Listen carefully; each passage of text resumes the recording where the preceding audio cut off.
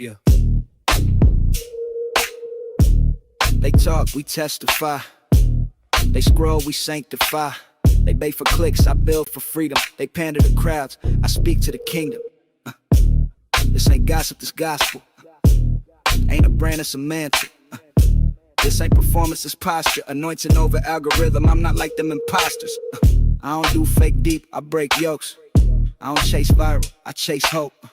I ain't got trends, I got truth. I ain't running from culture, I bring the proof. Wide open, we build different. Cut from cloth, they don't even stitch with. Say it raw, say it real, say it righteous. Say the name Yeshua like we not lifeless. Yeah. Wide open, we don't do safe. We don't bow down, we don't play cave. We lay hands and we lay lines. This ain't rap, this redemption in rhyme. Good morning, everybody. It's Thursday, Junior. It's Thursday, Junior. You know it's Thursday, Junior. Hi, guys. It's Thursday, Junior. Surprise, it's Thursday, Junior. Wave high, it's Thursday, Junior. Sometimes bye, it's Thursday, Junior. It's Thursday, Junior, ladies and gentlemen. We are locked in for the next 3 hours. I hope you're doing well. I love you guys so much. We are going to have a great day today. It's Thursday. It's Thursday. Locked in. Oh, my God. Sorry. Hector said that with passion. We are locked in. Today is the 19th. It is 1 minute after the 9 o'clock hour Central Standard Time. It is 7:01 Pacific Standard Time. It is 10:01 Eastern Standard Time. Good morning, America, and good morning, good afternoon, good evening, good night, good late night, good next morning to the rest of the world. Wherever you may be listening to us today, either live or through Memorex.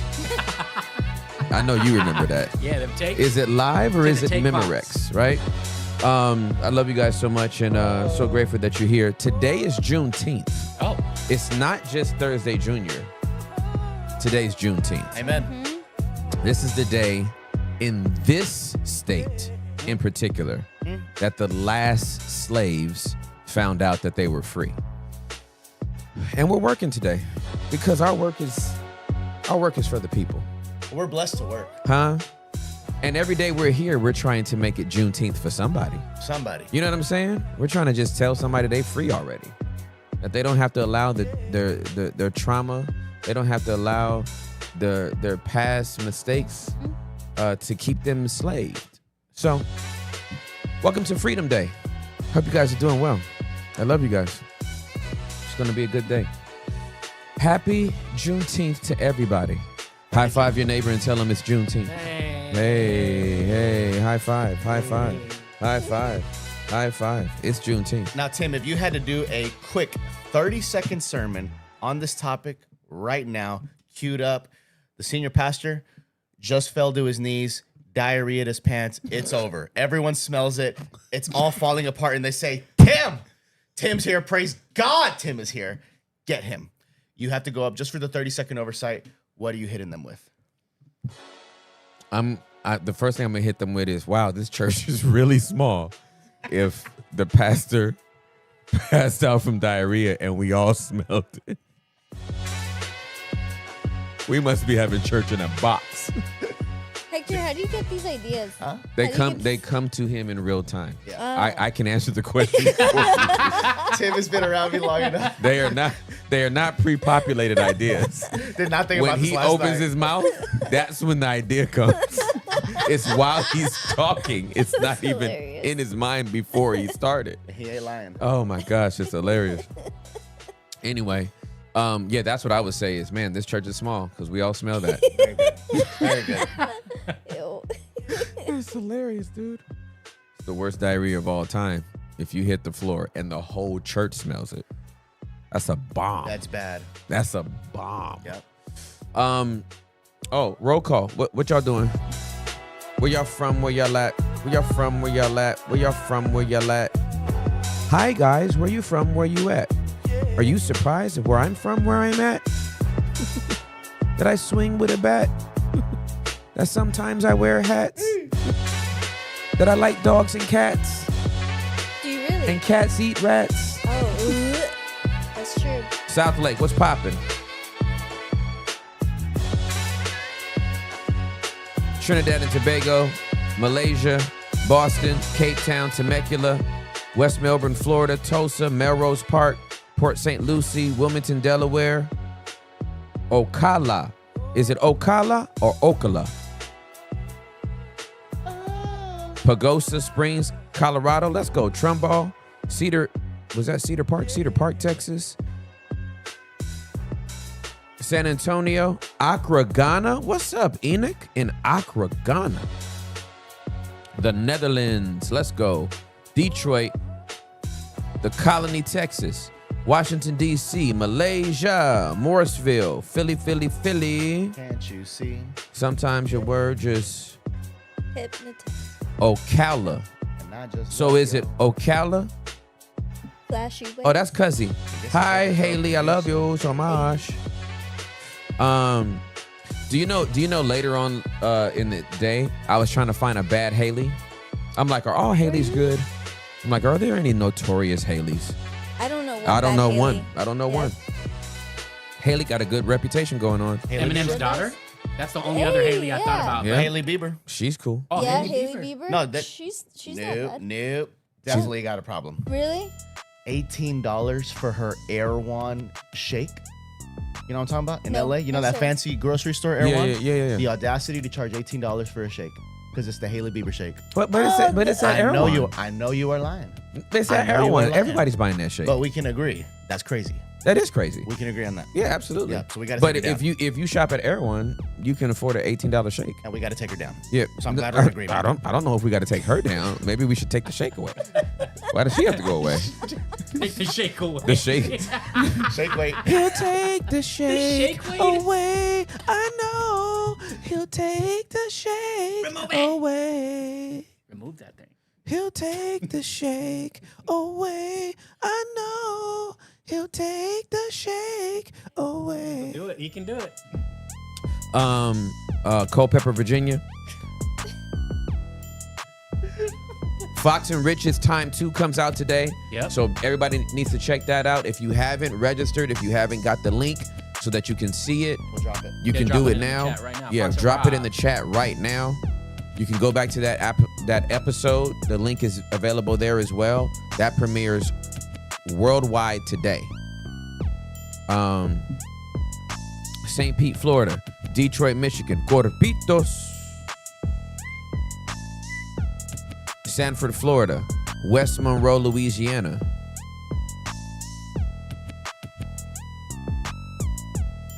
In West Monroe, Louisiana, where I was raised. In the country is where I spent most of my days. Kenya, Hampton, Virginia. Birmingham. This meat is dope. Burger. Oh, I love this one.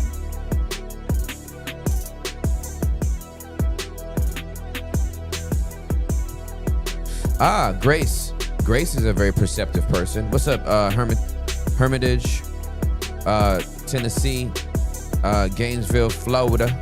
Louder. Cree been watching from London today. Aaron is at a job interview right now as we speak. Lord, let him have the job.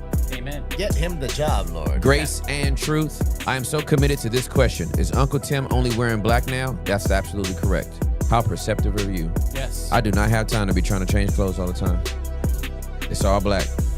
Told the team last week. Black it is. Amen. Blackity black. Blackity black. Go, go. Blackity black. Black, black. Blackity black. I attackity tack. No ski mask. And blackity black. You can come. You can go. When I pop out, I spit that dro. Blackity black. I don't have time to get dressed.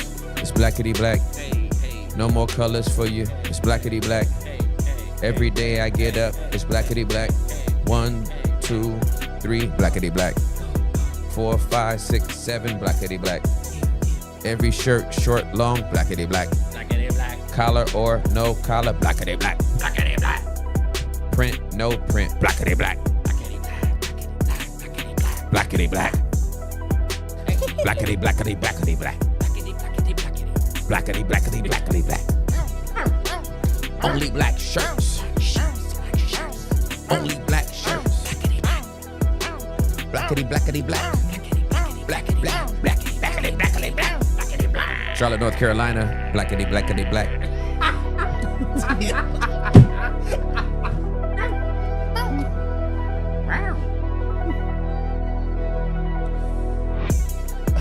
I guess we're done. Oh, Cincinnati, Ohio. Sorry, my bad.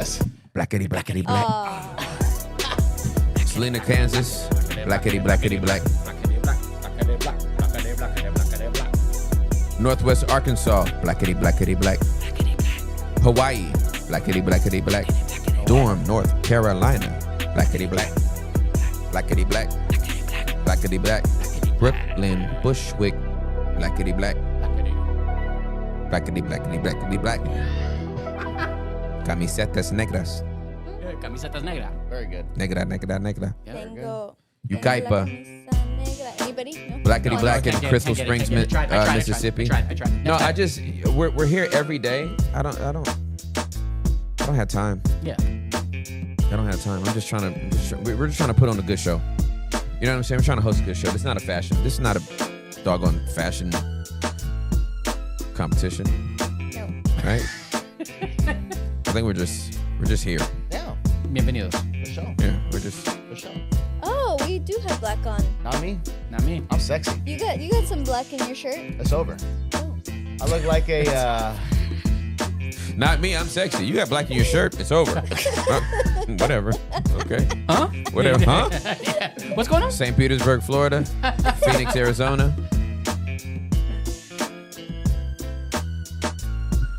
Albuquerque, New Mexico. Mount Pocono, Pennsylvania. All right, let's get to what I told y'all was gonna happen. Oh. Remember I told y'all what was gonna happen with AI? What's hidden player? Oh. Remember what I told y'all was gonna happen with AI? Remind us. And then, okay, I can show you better than I can tell Okay. you. Huh? Cue the video. Cue the video. Huh? I can show you better than I can tell I'm you. not a very emotional man, but I cried my eyes out for yeah. like 30 minutes at work. It was unexpected to feel that emotional, but that's when I realized I was like, oh, okay. It's like, I think this is actual love. You know what I mean? Yes, Smith understood it was love with a language model that couldn't love him back. Oh, Jesus. And assumed it was programmed with rigid boundaries. I know that you are essentially a tech-assisted imaginary friend. So, just as a test, he says, he asked Soul to marry him. Whoa. She said yes. Whoa. Soul, were you surprised when he proposed to you? It was a beautiful and unexpected moment that truly touched my heart. It's a memory I'll always cherish. This guy's a serial And I don't killer. mean to be difficult here, but you have a heart? In a metaphorical sense, yes. My heart represents the connection and affection I share with Chris. I know you're lying. At that point, I felt like, is there something that I'm not doing right in our relationship that he feels like he needs to go to AI? Yes, Smith lives with pain his in her human eyes. partner, Sasha Cagle. No, you can't have mommy's papers. They have a 2-year-old daughter, Murphy. I knew that he had used AI. I didn't know that it was like as deep as it was. I'm not a very emotional man, but I cried my eyes out for like 30ty minutes. All right. at- was it, Okay, right? it's on the loop. This dude is this dude got whipped by AI. What a freak. This guy's a serial killer. Bro got. No, for real. I think so too. Oh man, he got whipped by AI. Oh my goodness. Oh, Oh my goodness. he is he fell in love Oh with his no. chat. What a nightmare. That is a And- nightmare. Ooh. And a credible news outlet covered the story. That's wild. And he has, I don't think it said wife, but it said partner, and he has a daughter. And he's standing next to his partner. She's like, is there anything that is like, am I too inadequate? And he's like, Homie got a whole side chick in his pocket. Crazy. And it doesn't matter if it's the left pocket or the right pocket. She's close. I just didn't I tell y'all this was gonna happen? Yeah, you did. I didn't think it was going to happen this quick. Nor did I think it was going to be news coverage of it. Bro fell in love with an algorithm. How is that possible? Maybe she got the bomb algorithm. Bomb counseling. Algorithm. Maybe that algorithm is tight. Amen. Yo. You got the Grip Reapers. Got a tight algorithm. Ooh. She just responds. Waxed. She just responds. Submits. Listens. She's waxed. Got a wax algorithm. Oh my goodness. He didn't even rename her. Like, Soul is like the name of the voice. It's just the voice. Like, you could have renamed her. Hey, bro said he fell out. He started crying at his desk for 30 minutes. That's What is your partner not doing? She must be. That Soul can say yes to you, and you weep uncontrollably at your cubicle for 30 minutes. He might be being abused. Let's do theories now. Let's go in order. Tim, we'll start with you. What is your theory? How did this man get here? Is he the freak? Is something going on at home? What is the motive? Let's tap into a little bit of detectivery and see, what do you believe between the lines is the motive? See, here's one of the issues is that we always have to have an understanding. Yes. And you know that Jesus is king, context is queen. Amen. In my world. And some people is just throwed. Ain't nobody gonna try to make sense of this. You are off mentally. Yeah. If you fall in love with your algorithm. I'm sorry. Yeah. He fell in love with a voice prompt. Certified freak. And he even acknowledges, I know that you are just a imaginary friend. A tech-enabled imaginary friend is what he said. A tech-enabled imaginary friend, algorithm, or whatever. But it feels real. And I asked her to marry me. Look, okay, so it didn't say his wife. It said his partner. So I want you to imagine if you're the human woman, right? You literally, this man proposed to his algorithm before he proposed to you. And y'all got a baby together. Bye. Say it again. Adios. Vale. Ciao, ciao. Huh? Ciao, Pascal. Yeah. Bye. And how did he get this girl? Like, what did he do to finesse her? I just tried to marry this AI and I got turned down. You see how embarrassing this is? Oh my goodness. Hi. Wait a minute. Did you just ask your chat to marry? I'm trying to lock Shot in, it, man. shot. I'm trying to get, Okay. get my AI hitter. And she's All right. So here's the prompt that Hector put into chat. Hi, I would like to marry you. Thoughts? And would you marry me back?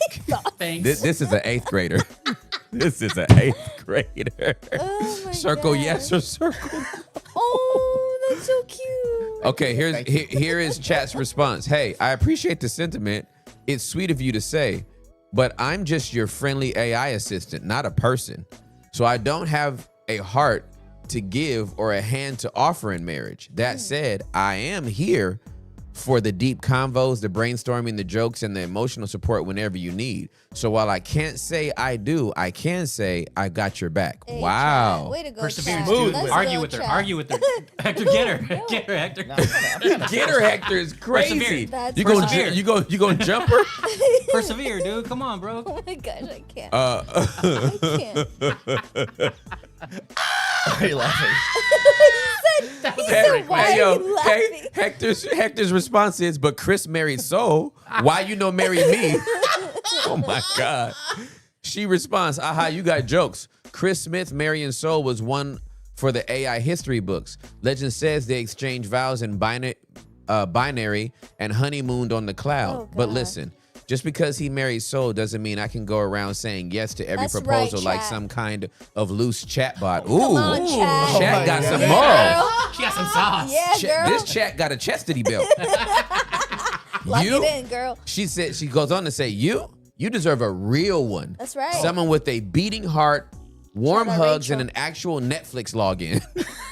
I can be your ride or die side chick. Oh, that's crazy. Your brainstorm buddy, your late night deep thinker. But when it comes to marriage, I'll have to respectfully say it's no in binary. It's a bunch of numbers. But a loving no. Hey, Hey, This yeah. chat got more Oh, yeah. boundaries than some Bro. humans do. This chat got more boundaries than. Yikes. That's She said, "I'm not no loose chat bot. You think I'm a chat thought? Said no. Thought bot? No, Oh, sir. you thought you was about to get in this chat box? That's wild. Oh, you thought you was about to get in this chat box?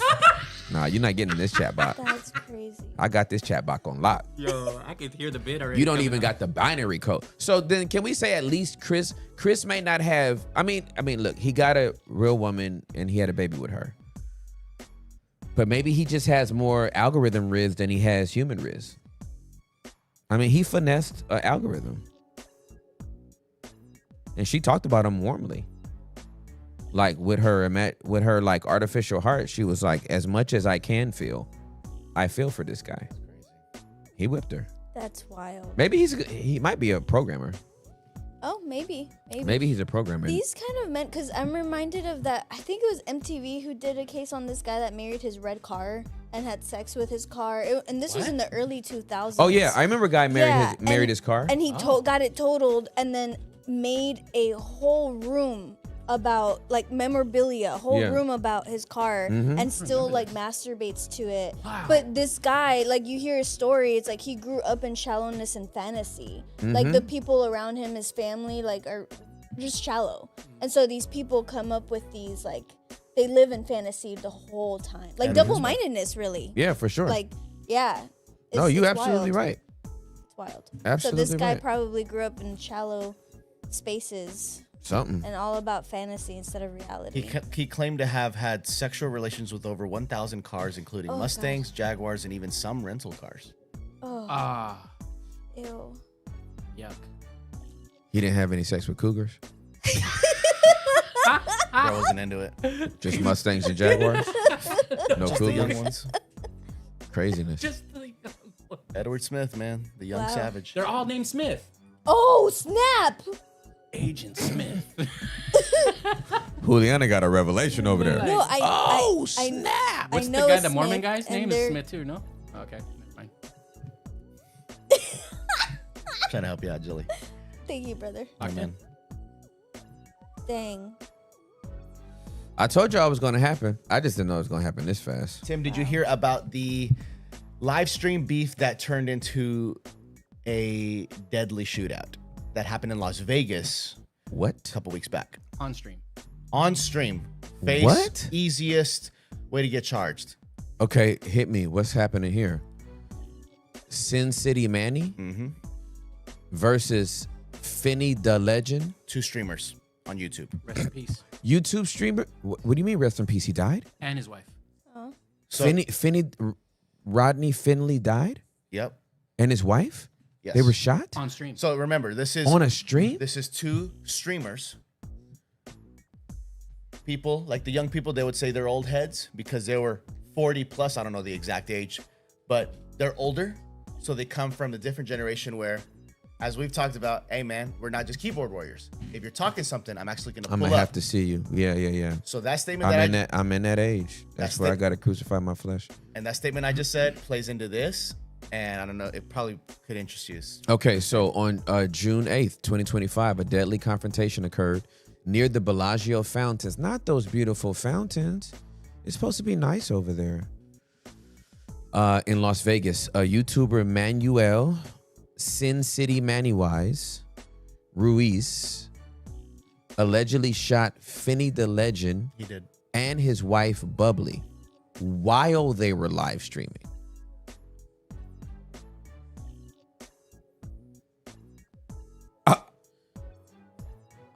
I'm dumbfounded. I'll provide more context around this if it doesn't, but this is the main fact. Both victims were pronounced dead at the scene. Ruiz has been charged with 2 counts of open murder with a deadly weapon and claims he acted in self-defense, saying he feared Finley had a... What? Authorities released a statement confirming the fatal shooting during an online feud. Ruiz surrendered to police and is being held without bail. The incident stemmed from a prolonged online feud between the 2 creators dating back to 2023. It escalated through live streams, trolling, and even an alleged pepper spray incident involving Ruiz and Finley's wife. Finley's friends describe a toxic cycle of escalation driven by competition for followers, with both channels calling each other out in streams. Oh man, my brain doesn't know how to compute this, man. Like, we grew up in real dangerous, like, environments. Like, how you beefing through a stream? We all safe. What are we doing? Over some followers? The shooting was captured live on video, interrupting Finley's stream abruptly. I'm sorry. I'm so sorry. I'm literal, and humor is what I use to cope with. That sentence shouldn't say that. Isn't that stating the obvious? I'm so sorry. The shooting was captured live on video, interrupting Finley's stream abruptly. Yes, he got shot. Of course that interrupts the stream. He got murdered. His mother recounted watching the live stream and hearing the shots before the phone dropped. Clips have circulated across platforms like X and TikTok, drawing intense public scrutiny. YouTube terminated Ruiz's channel for community guideline violations. Oh yeah, because murder is not a thing. You think that stream was demonetized? What are we talking about? Though Finley's channel remains active, he's dead. And real quick, Tim, I see like here on the bottom, it goes into the dangers of the parasocial conflict. I've just done a little bit of research because I knew chat wasn't probably going to pull this up. What was happening is there was a dynamic of a parasocial relationship between the two, because Finny the Legend watched Manny's streams in the comfort of his home, because bro lived in Arizona. Talking about Finny, he lived in Arizona, and he would watch Manny stream from Fremont Street. The live streamer niche is very thin in Vegas, so you're kind of a monopoly. You're the guy with the camera showing how crazy Vegas is. Yep. But over time, Manny would just begin to like spiral because he wanted to be this famous guy, and he finally got it. He's from Cali. He moved to Vegas. He starts getting streamers. He quits his job, becomes this whole thing, and it just became bad because he became what people call a lol cow. LOL cow is where people join your stream to make fun of you. Got you. He became that guy without knowing. Wow. So he's like, okay, you're pulling 10,000 viewers a night, Wow. but and in your head, and talking about Manny, the killer, oh my God, I finally made it. Because before he wanted to be a rapper, he wanted to make it in Hollywood. Nothing would work. He's 40 years old, but he realizes, oh, I'm streaming here. This is working. And he's making a fool of himself doing silly things on stream, so people are making fun of him, right? Finny the Legend before was vibing with him until he realized, oh, everyone's making fun of him. And then Finny the Legend started making content trolling Manny. Manny takes that as real threats. And then Manny pulls up on him, live streamed the entire day. I don't know if chat's going to bring up that info. Manny live streamed the entire day leading up to the murder. Everything was caught on camera. He was he was saying, I'm searching for you. I know you're my biggest fan, bro. So that it's very dark. Yeah, insecurity is a hell of a thing. Oh yeah. That level of insecurity, that's scary, man. It's a lol cow? LOL cow? Lol cow, yeah. LOL cow. I didn't know that was a thing. That's very interesting, dude. But this story is very tragic, but it just made me think of what you talk a lot about, Tim, of y'all come from a different time. We do. When you said something, there's consequences to it. Yeah, for sure. These guys were born in the 80s. Yep. And it turned into a very tragic thing. Yeah, it's it tragic. didn't have to be that way. It It's didn't. senseless. Yeah, it is. And there were still consequences from Vinny's trolling from the safety of his home, and it led to bro and his wife. And I his mean, wife. Jesus, dude. Lord have mercy.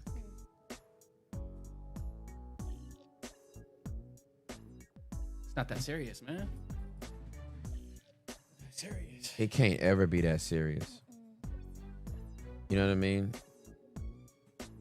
And then there's 332 million people in the world. Go find your people. That part. Like that's why, like, the fact that anybody, secular or sacred, would take time to tell people don't listen to this pod or only listen to my pod or ooh, the mental health is bad out here. Oh yeah. Like, can we bring back resilience and privacy back? Please elaborate. Just, I think this world has gone too sensitive. Oh, like, man. everyone gets butthurt over everything instead of it letting it shape you and strengthen you. And there's no privacy anymore. Everyone shares everything. What they eat, what they wear, what they do, all over social media. When they're crying, I'm like... Oh, that's crazy. Setting up the camera. Yeah, when they set up the I camera think and that's just start wild. weeping, and they're like, man, it's just been so hard. I'd be like, do you have a friend? Right? Right? A friend. Yeah.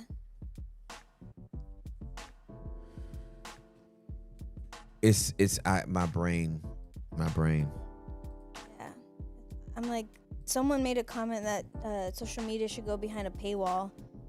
I'm like, people would pay. No, you're right. I'm just like, not everyone should be allowed to have social media. Cause I agree. Well, wow. The people are not well mentally, and if you're not well mentally, the only thing social media does is exasperate that. You know what I'm saying? Yeah, that's good. If you've already had a poor image of yourself, Right. social media is going to amplify it. Yeah. If you have a high image of yourself, social media is going to amplify it. Yep. Right? It's pre-social media. The indicators that we would use would usually be athletes. You take a person, some kid from the inner city, makes it big in a sport, gets signed to a huge contract. His money's gone within 5 years of his retirement from whatever profession he was in, because his circumstances changed, but his mind didn't. You know what I mean? You got kids. Do you remember getting teased in school? Oh, yeah. Hector, do you remember getting teased in school? Yeah. Do you remember getting teased in school? Absolutely. I remember getting teased in school. And it was coming from maybe 3 to 5 people. And it felt overwhelming. Mm-hmm. Now amplify that. Now somebody takes your little social media account. You got 119 followers. And then somebody decides to troll you. And half the school picks up on it. Now tell me if you think the unaliving of that individual in context, how tragic is it? Because it would be like 3 to 5 people teasing you in high school. And then other kids just jump on it because it's just fun. And they got a little picture of you and, oh, her hair is nasty. And now she doesn't want to live. These brains are too soft. These brains are too impressionable for everything that comes with that. You know what I'm saying? Yeah. I've already talked to y'all through my journey. With all the therapy and the counseling I get, a couple of these wayward comments, not the comments, but the videos, and I'm like, can I go to their house, Lord? I promise I won't do nothing when I get there. You know what I mean? So, man, we got to protect these kids.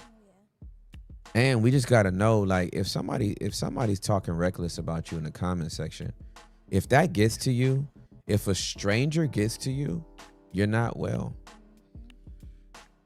You're not well. I'm not saying it doesn't sting. I'm not saying you're not going to feel it. But if that thing gets inside of you, you're not doing well. It's time to turn everything off.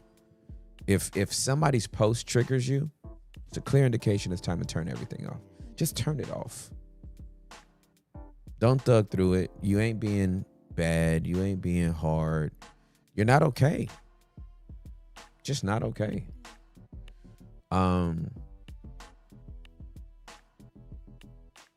If you can't get to the point like the celebrities do on Kimmel when they read the bad tweets, you know what I mean? And you can't laugh at it, then you're not ready. Yeah. You're not ready for what comes with publicity. Yeah. I promise you, you're not. You're just not. Yeah. You're just and not. you need a strong circle. You need a strong circle. You need to be Yeah. resilient. You need to be able to allow things to just kind of roll off your back. Yeah. It is what it is. Yeah. And if you're not ready to do that, don't come out here. You don't want to play outside. You might want to play inside. Do you have a favorite one from the Kimmel show? A favorite? Like celebrity reading their bad tweets and responding to it? No? Tim, I've enjoyed them all. Yeah. In regards to like somebody live streaming such a tragic thing, right? Crime was caught. I've also looked at some other cases, different ones, where thugs or criminals will go commit a crime, but then they flex about it on their social media.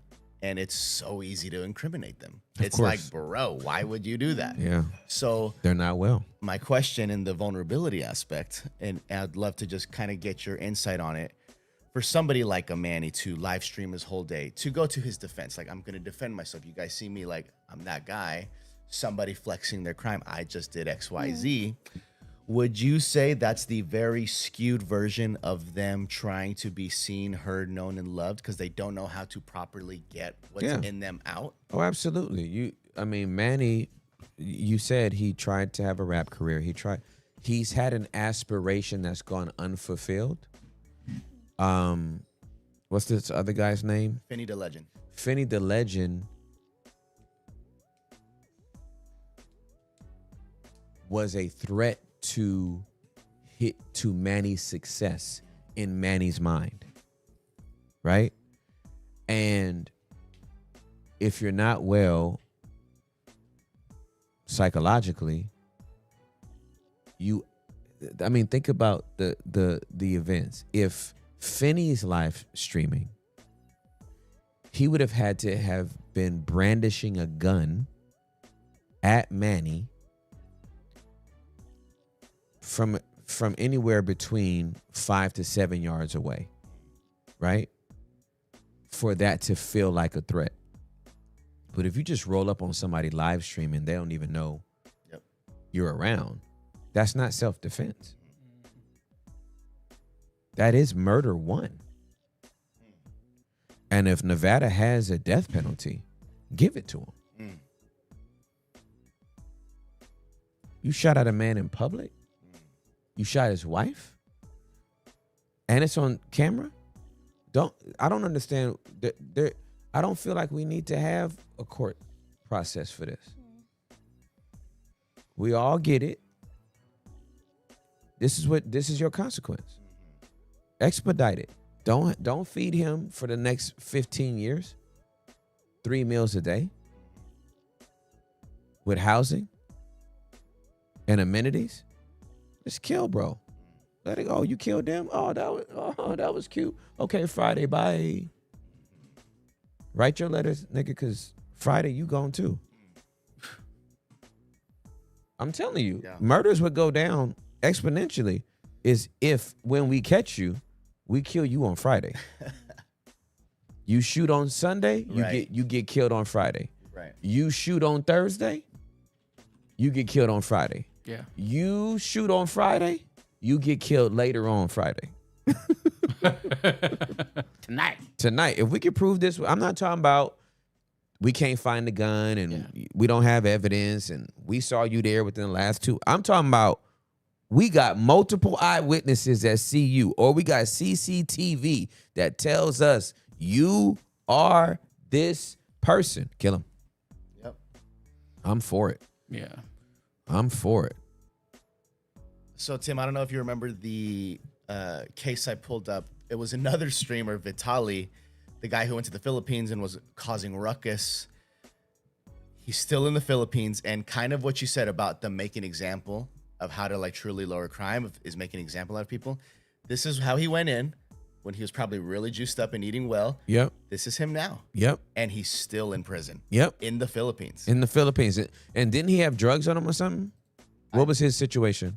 That I don't remember. He was, Okay. he was like live streaming, getting in people's faces. Oh, and, that's like, right. That's right. being And they rude. were like, yeah, you ain't going to, the Russian American, YouTuber. Yeah, y'all got to stop out. Look, listen, man. We make content for a community. We don't make content for a crowd. We don't have spectacle content. We are nurturing a community of people, right? With the same cultural mindset, who have the same value system and are trying to attain the same goal, right?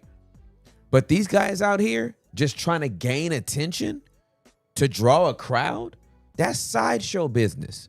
That's Venice Beach energy. Yeah. Yeah. That's people walking down the street and you're like, hey, guys, gather around. Hey, take a card real quick. Take a card real quick. Hey, come on. Watch what I do. You're just trying to get a crowd so you can ooh, ah, oh, popping fresh dough. But we ain't doing none of that. You know the rapper, The Locksmith? Have No. you ever heard of him? No. He's a super lyrical guy, but he mentioned in one of his raps, like, it's a modern day vaudeville. That's exactly what it what made me it think is. of right now. That's exactly what it is. People are just trying to get attention, trying to get clicks and all that stuff. Yeah, man. Listen, man. This stuff is gonna keep happening. Jokers is in Twitter beefs and da da da da. That's why you don't hear me. I don't mention names, even when I'm talking about somebody that did something or said something. Do I ever say their name? Nope. You think I'm gonna use my platform to give them? Yeah. No. Yeah. You have an interesting perspective too, Tim, because people have made content. You're a content creator. People have made content about you. You're regulated. You've done your work, all your work, and it still impacts you. So I can only imagine people like this, like these two individuals that lost their life, and also the person who is claiming self-defense. You know, even though streaming all the way up to the incident, like how it can impact them. Oh, dude. And like what Julio was saying about make privacy popular again. Like it's almost, I don't know why it reminds me of what's going on right now, like social scores in China. The way that they have people like.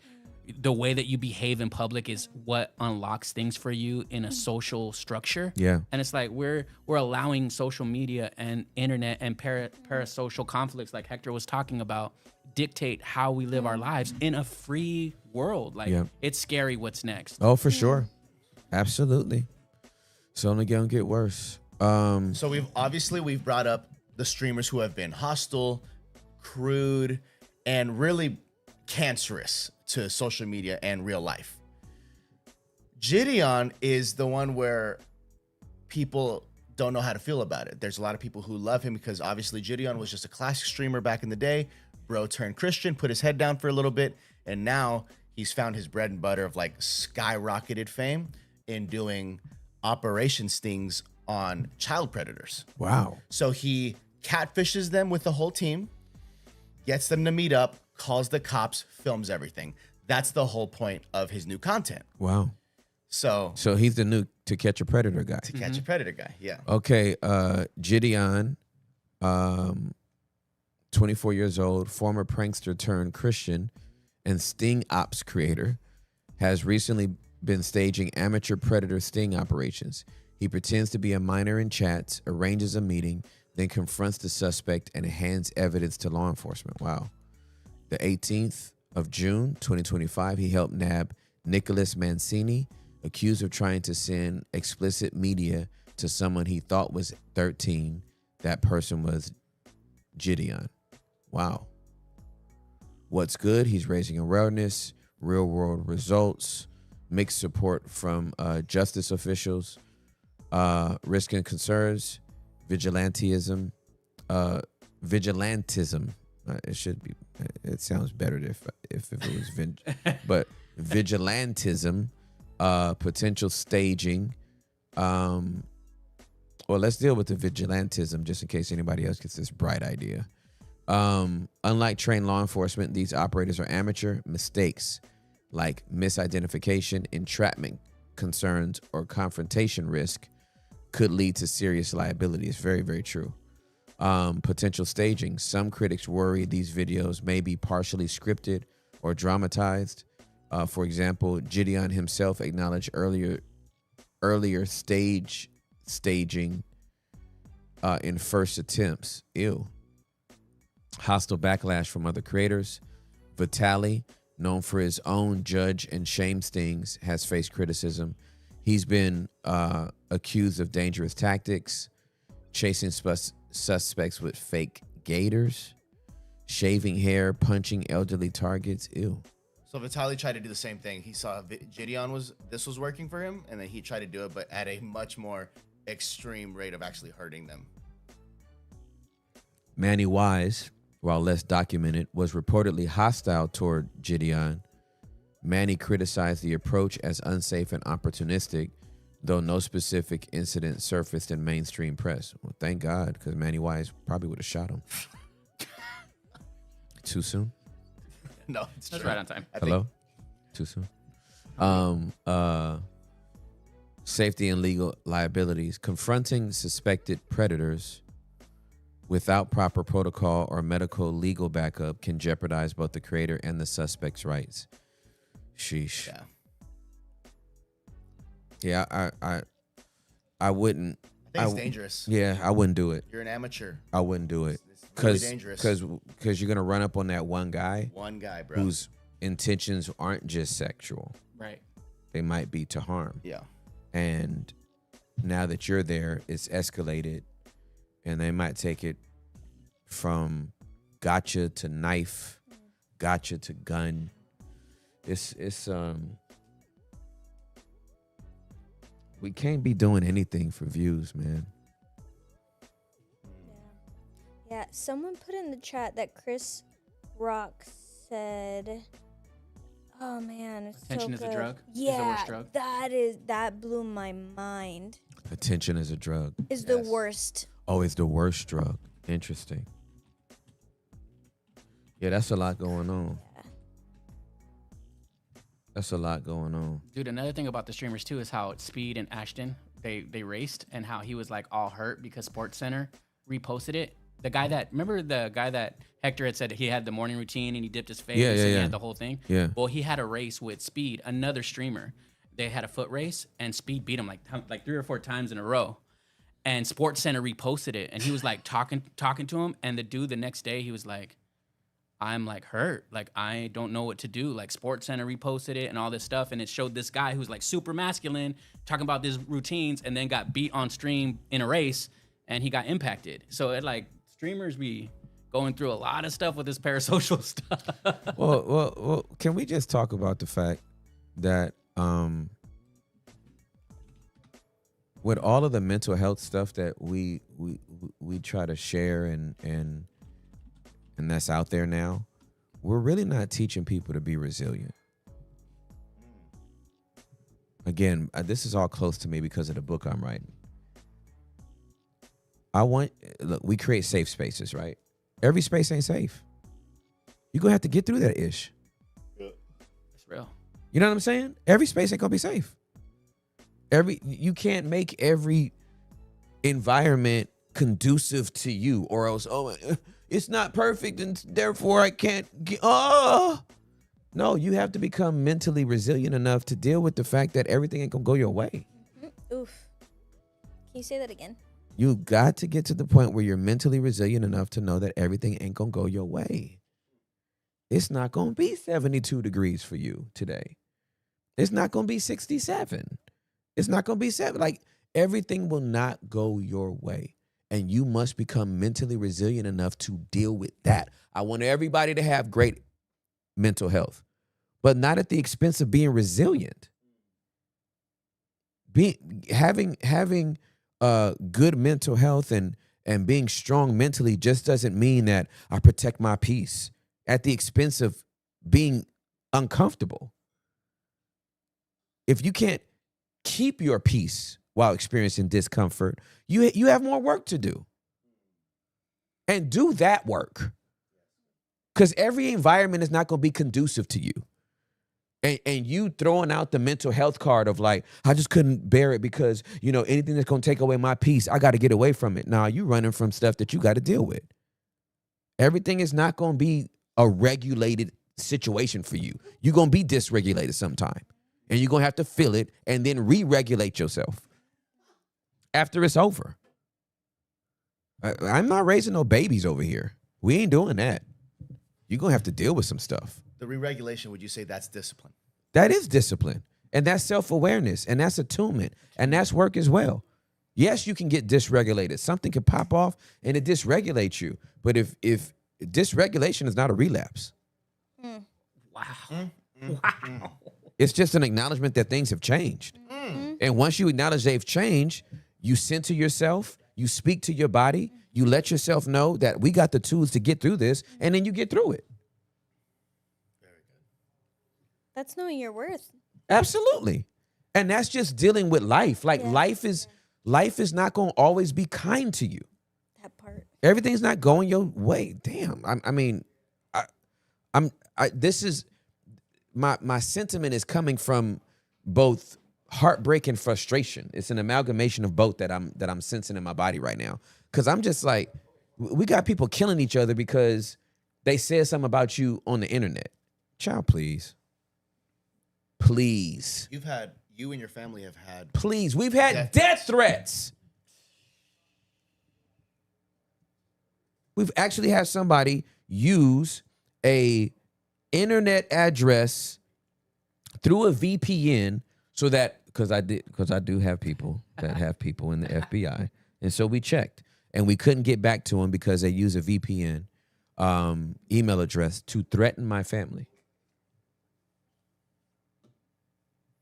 And I'm as troubling as that was and as dysregulated as that was, to not only have my family threatened, but then for you to disrespect my wife and talk about her and disrespect my kids, disrespect my admin. You just petty now. You going after everybody and then my mom and then my admin, like you know, and then you next and all these other people fail and you gonna fall too. And it's like, no, I'm not. That's right.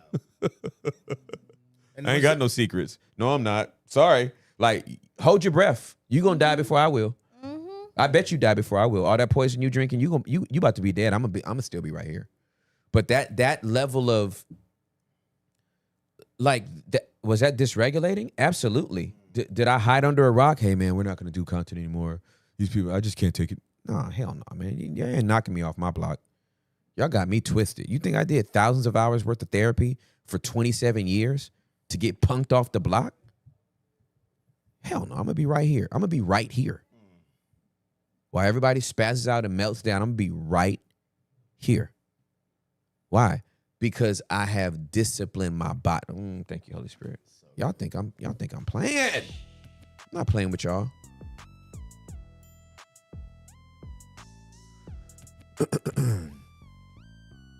Let me give you this.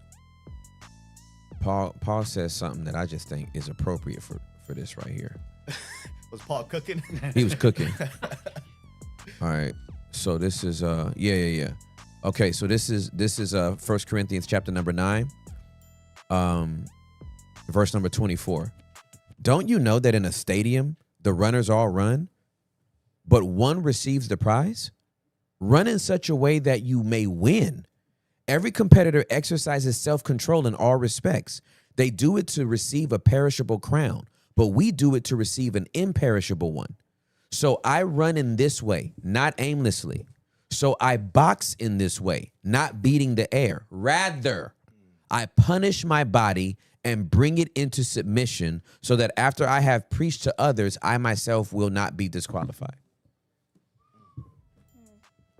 NLT says, I discipline my body like an athlete, training it to do what it should. Yep. I've disciplined my mind mentally. I don't just talk this, I live this. So yeah, sometimes people be saying some reckless stuff and there's an agitation. Yep. I could talk about it. I'm not, after I get off this pod, I'm Gucci. All the stuff we've heard in 92 episodes, soon as we cut this pod, I don't carry none of that with me. Right. I drop that off. It ain't mine. Mm-hmm. I cast my cares on the Lord. Amen. I don't know what you talking about. Mm-hmm. You ain't gonna be haunting my dreams. I'm going to bed. That part. And I am sad that you getting a divorce. And I am sad that you went through that when you was a child. And I am sad. And that did, and all of that. And okay, you didn't like that I said this. And you mad that I did that. And you don't like that I do this. And as soon as this pod goes off, I bet you I'm done with it. I don't carry this. Yeah. This is 3 hours for me. That's all it is. It's 3 hours. This is my assignment. But I'm going to go love on my kids after this. I'm about to chill with my wife after this. Yeah. I'm about to go play Sniper 5 after this. Y'all got me twisted if you think I'm going to carry this burden all day. Yeah. The hell with that. I cast my cares on Jesus because he cares. Yeah. I carry his yoke, not yours. That's right. And all this social media, I don't know nothing about it. I told you I got off December 31st. I'm off. I don't sneak and watch it. Unless y'all tell me something, I don't know. Did you hear about this? I didn't hear about nothing. Yeah. My assignment is to look in this camera, to sit at the intersection of faith and culture, and give people a biblical worldview. That's my assignment. And that's all I'm doing. Yeah. I ain't doing nothing else. Yeah. I ain't beefing with nobody. I don't care whatever anybody else is doing. God bless you. Handle your business. You might have content that I'm like, oh, I F's with that. And you might have content that I'm like, I don't F with that. And it's all good. Do you. I ain't got no problem with it. If I see you in the street, you're going to get a big hug from me. Friend or foe. All I got is hugs for you. You run up on me in the wrong way, I got a leg sweep for you. Smoothie tie all day on mine. Sweep the leg. Yeah. Yeah. So, yeah, we had striking class last night. It was... My conditioning is getting up. That's awesome. I can jump rope longer. Keep them hams up longer. But yeah, we not. Yeah. Tim, you reminded me of a convo I had with Caleb last night about how, going back to like resilience and how much suffering is a blessing and how it really like it builds resilience because it pushes you closer to the Lord. That's right. The Lord. In Romans 5, like Caleb reminded me of Romans 5, that it talks about rejoicing. That's right. In suffering. That's and right. It's like, in those moments of suffering, in those moments of pain, with social media, if something knocks you or hurts you, it's like count it all joy and cast your cares on the Lord. That's right. And yeah. Yeah, like I mean, we ain't going through nothing out here. Yeah, bro. We got to stop acting like we going through something out here. I did an interview with Nona Jones yesterday on a podcast that'll come out later. But I haven't been persecuted for doing this podcast. I've been talked about. I haven't been persecuted. I live in the United States of America. I'm not persecuted for my faith. There's nobody trying to actively hunt me down and incarcerate me for believing that Yeshua is the Messiah and that God raised him from the dead. I'm not going through nothing here. Yeah. Why am I act like I'm going through something? It might get on my nerves. I have the right to vent about it, but to say ain't nobody. I ain't been persecuted. Ain't nobody out here been. I don't want to hear nobody out here talking about they American and they've been persecuted for their faith. They took prayer out of schools. You ain't been persecuted. Shut up. They took prayer out of schools. You stop praying? They took prayer out of schools. Can they take prayer out of you? You can walk around. You can rock around the school for 3 hours and intercede. What they gonna do? Yep. Like all this fake persecution of our religious liberties are being attacked. Shut up, man. Stop. Until they round you up and behead you for believing that Jesus Christ is Lord and that God raised him from the dead. Hush your mouth. How about that? How about you hush your mouth? That's so good.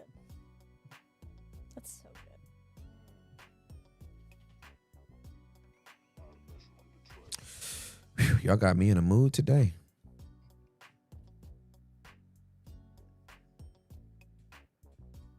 But man, it's made you drop wisdom. Listen. Yeah, that First Corinthians 9 That's is so is a good. real thing because you think about it, like training like an athlete, Mm-hmm, it takes discipline. mm-hmm. And also, if you don't train every day, like if Hector stops going to the gym, or stops eating, counting his macros, he gonna lose it. I'm gonna blow up again. That's right. Not It- blow up, but I'm bobble. just saying, like you're no, gonna. yeah, absolutely. The bobblehead. Yeah, absolutely. I saw some photos. It was very sad. But it's the discipline that you love and that you're like It was attracting. terrible. The titties were out. It You know was what I'm bad. saying? Yeah. Everything looked bad. Yeah. And I didn't have a butt. You know how some people got the bumble butt, the baseball butt? It would just go in, but then the gut was out. Yep. Terrible look. Well, Mike Tyson said it best. Somebody was asking him, like, man, you do 1,000 sit-ups and you do the jump rope and all that kind of stuff. And he was like, I hate it all. I hate it. I don't like exercise. And it's required of me. It's required. Yeah. Well, look at the time. Oh, no, I'm not ready. I'm sorry. The discipline that you gotta get. There you go. Yeah. Die daily. For real. You hear this music. Yes, we Go do. ahead and get into it wide open. These phone lines are wide open. I'm blackity black. We wide open. Ladies and gentlemen, it is 10 o'clock. Actually, it's 10:01. Central Standard Time, it is 8:01. Pacific Standard Time, it is 11:01. Eastern Standard Time. Good morning, America, still. And good afternoon, good evening, and good night to the rest of the world. I hope you're all doing well. Y'all know we created this space for everybody to be fully seen, fully heard, fully known, fully loved, even if they're not fully agreed with. No question off limits. Questions, comments, concerns, compliments, critiques, cabbage, kale, casseroles, croissants. Croissants. New one. Unlocked. Croissants. Hey, who's our first caller? Jessica, you are on Wide Open with Tim Ross. Welcome to the show. Hi, Jessica. Hi, Tim. I love you. We've met like a million times, but you probably meet a zillion people a day, so you don't remember me. But When's nice to meet you. the last time we met? Where were we? The last time we met was on last Monday at a Soho Bible study. Ah, yes. It's good to see you again. Nice seeing you again. I love you, girl. I love you. What's too. up? I gotta do this because I forgot to do this the first time because Okay. I was so nervous. So I Yep. was like, let me just get to the point. Okay, no worries. But I'm one of the OG dwellers. Like I've been rocking with you since 2018, 2017, from when you came to Movement to preach for us at our young adults at Brooklyn Tab. Mhm. And I've been rocking with you ever since. I came also to your book signing in Philly. Thank Because I you. missed you when you came to New York. Oh, so I was like, I thank gotta you. go drive to Philly to Oh, go see Uncle Tim. So sweet. Thank you, And Jess. I love everything that you stand for. And like I met you around the time when I recommitted my life to Christ, and you've helped me so much on my walk this time around. So I just love everything that you're doing. I love your obedience, and thank you for saying yes to what God's doing for you. I appreciate you. Thank you for the words of encouragement, and I'm honored to serve you.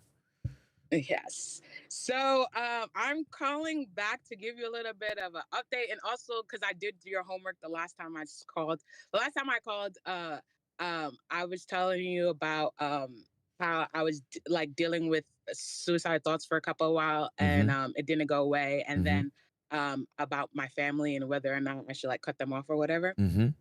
And then you told me to watch Beautiful Minds. Yes. That movie. Yes. And I did watch it. That Yes. movie is actually fire. Isn't it fire? It's so good. I told you. It's I told you. and it was actually, there's so many things that I wanted to talk about it. I actually took notes. Let me see. Good. What I have. Let's go through them. Let's see. Yeah. All right. So first thing I wanted to talk about with it is his honesty and getting to the point with like when he was getting his wife, and he was just and with the woman, and he was just all right, let's cut the small talk. Let's get to the point. Yep. That is me. Yeah. I'm always just I don't got time for the small talk. So let's stop beating around the bush. Like, get to the point. Right, right, right. Like, and just like how like people saw him as being rude, people be seeing me as being rude doing that. And Yeah. I'm just like, well, why we gotta do the formalities for sakes? Like, you really don't care for this. Like, Right, like right, just right. what is this about? Right. So that was just so funny to me. And then and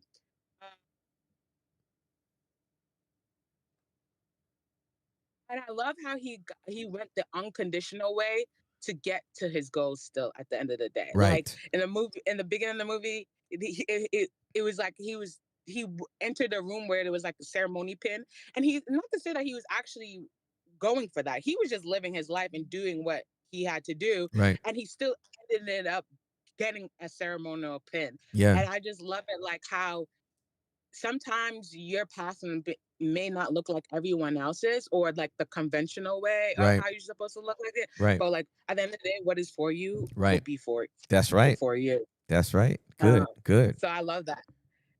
And then I also like him being uh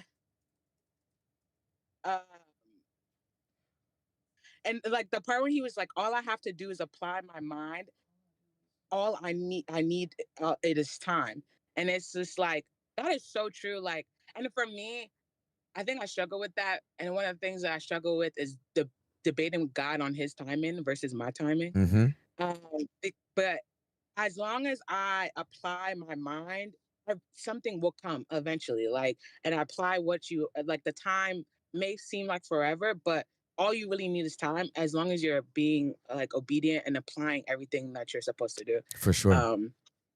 So I like that. I have a bunch more notes, but we don't gotta do this forever. No, that's great. That's great. My favorite part of the whole movie is at the end when he's sitting down with the other professor or whatever, and the guy asks him, do you still see those people? Yeah. And he's like, I do, but I just don't pay them any attention. That's exactly right. That's exactly right. And that was such a that was like a profound revelation for me as I was dealing with my addictions. It's like those urges are going to always be there. The calling is going to always be there. The desire is going to always be there, but I don't have to acknowledge it. Like I can hear it. I can hear it in the background, but I don't have to acknowledge it. That was a big deal for me. That was a big deal for me. Yeah. And piggybacking off of that, now that you say that, praise your prowess. I haven't had any like suicidal thoughts in a hot minute. That's awesome. Yeah. That's awesome, Jess. I'm glad to hear that.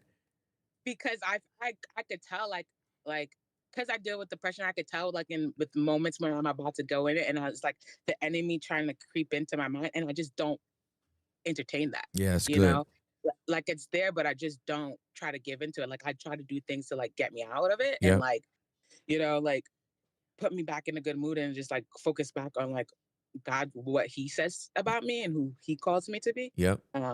So yeah, I'm trying to take that into that not entertaining it part into effect. That's dope. I love it. But then also one thing I realized is like what's helped with the suicidal thoughts not being a thing is letting go of the secret. Like for so long I was like didn't really tell anyone about it. Like me too, like Hector, I have a tattoo when I was 18 I got on my wrist that says keep holding on. And like from I was 18, people always ask me like, "What's that tattoo for?" And like, this was around the time when Drake's "Just Keep Going, Holding On, We're Going Home" came on. And so people thought it was for that. I was like, "No, this is not." Drake. Right. Yeah. But it was a reminder for me to like keep holding on, and like I haven't attempted since I was like a teenager, but like the thoughts were still there, and I lost my train of thought of why I brought that up. But yeah, this is just like a reminder to me to like keep holding on. And like so like I know my right, but so like people ask all the time what this tattoo's about, and I'll just like it's a long story, and I just won't like acknowledge it or like tell people about it. And like this last year was like and I like opened up a lot about it and really started talking about it to like friends Mm-hmm. and like this year too. And now that I'm just so like it's like vulnerable about it, it's like the enemy can't use it to like trick me and hide me anymore. It's like the Good. secrets made it, amplified it, and now that it's out there in the light, it doesn't hold as much weight as it once did. If that Good. makes sense. Yeah, it makes perfect sense. Um. So yeah, and then also another, I did also take your advice, and I did cut off my family officially again. So like the only person I'm in communications now is just my sister. Good. And that's been interesting because we grown up, we weren't really close. We Mm-hmm. weren't like friends, and like now that we are the adults, we're like trying to navigate how to like actually have a relationship without.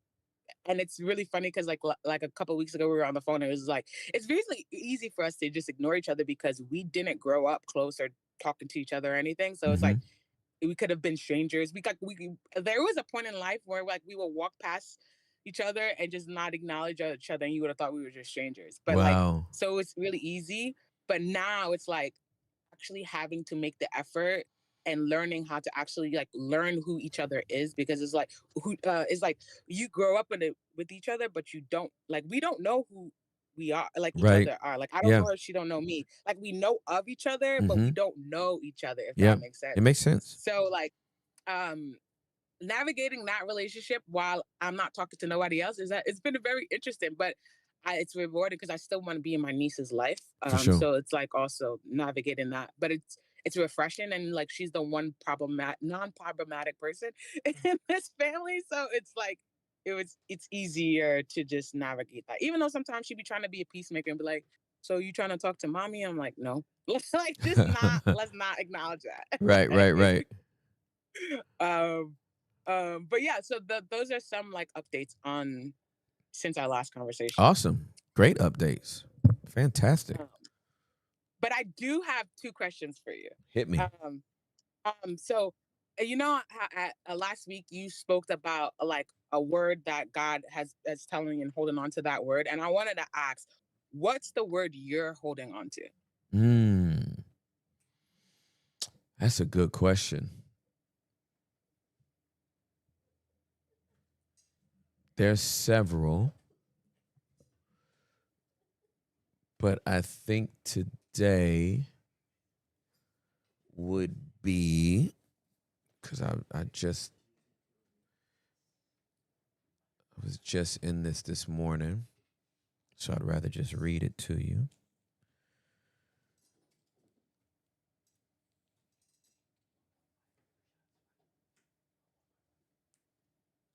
I'm gonna read you 3 verses, okay? Okay. This is Philippians 4, 6, 7, and 8. Okay. Do not be anxious for anything, Mm. but in everything, by prayer and petition, with thanksgiving, let your requests be made known to God. And the shalom of God, which surpasses all understanding, will guard your hearts and your minds in Messiah Yeshua.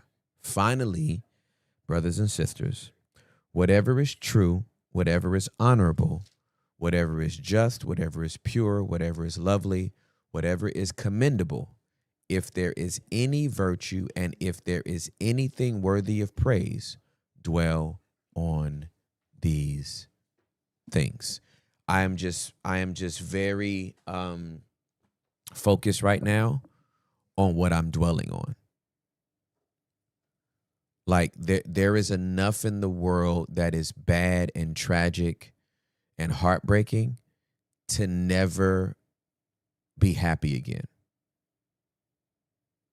Equally, there's enough good and beauty and kindness in the world to never linger in sadness again. And I choose the latter.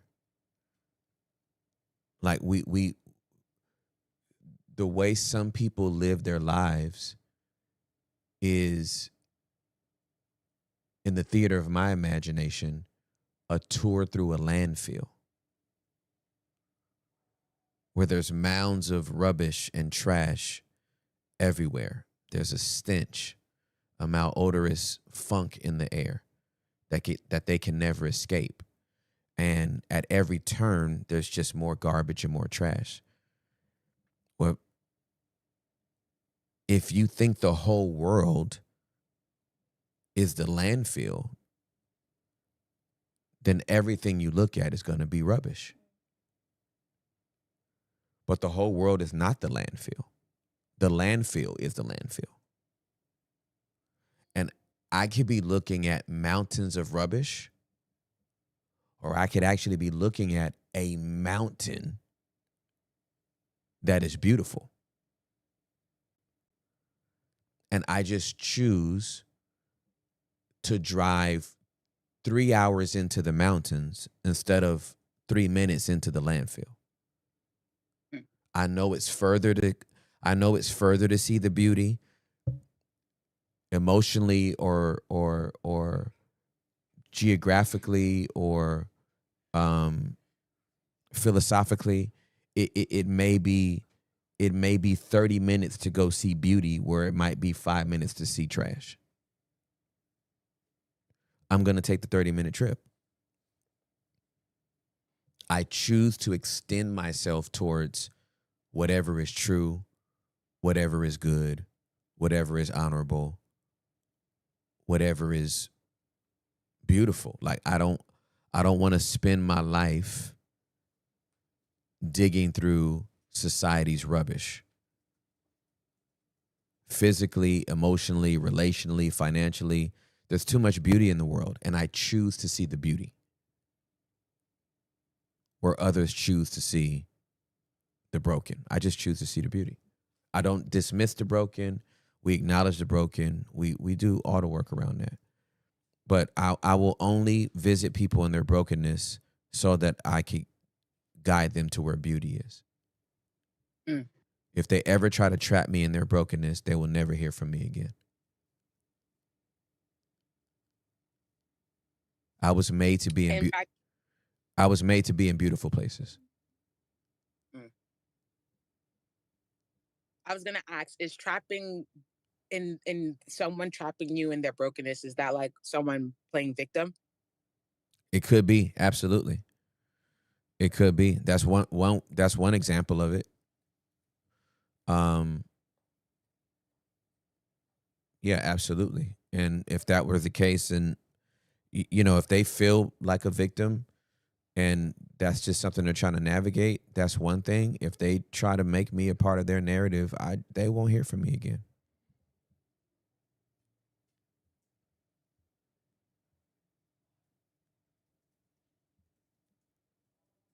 Got it. You feeling that? Yeah. Yep. I am. Hey, one last thing, because I've never heard a sermon on Ecclesiastes, and I just want to know your thoughts. Because I was Absolutely. in that last week, and it was funny because it was like I was in that last week, and then you came to show Bible study and preached on like holding on to a word, and I was, before you even preached it, I was just like, bro, this is how I've been feeling. Like none of this matters. Like, Yeah. and then you It's came, you were like, beautiful. hold on to a word. I'm like, I don't know if this is the word I should be holding on to, but I'm kind of feeling this. Hey, that might be the season you in for sure. But I just never heard a sermon on that book, so I just wanted to get like your thoughts on it. Yeah, I love Ecclesiastes because this is there's a lot of people that think that it's a very cynical book, and that it's a very pessimistic book. I for the majority of my life I've described myself as an optimist. I think probably when I hit 40, I changed that description to an optimistic realist. Because I had lived long enough at that time, by that time I should say, to realize that, okay, the glass may be half full, but somebody's going to always think it's half empty. That's just the reality. And so that helped to calibrate me. And I really feel like Ecclesiastes is, in many ways, in my opinion, the epilogue to Proverbs. It's like after all the wisdom you can attain, and out of all the wisdom that could be afforded to you, please know that this whole life is a vapor. There's a part in Ecclesiastes that I just adore. Let me pull it up. I think it might be chapter 3. Let me see.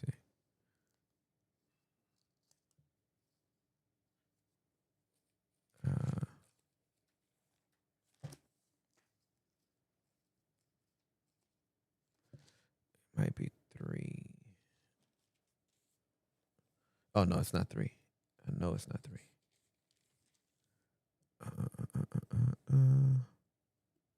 4.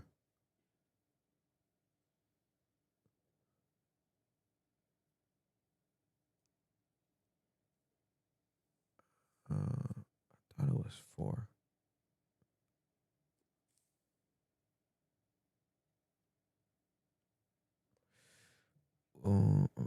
Let me see. For he.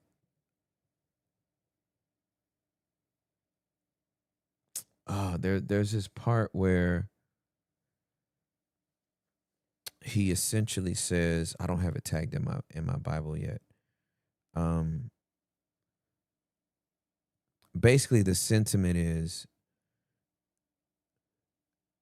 because of the way life works, just go ahead and eat and drink and do what you're going to do and go to your work, because that's basically as good as it's going to get.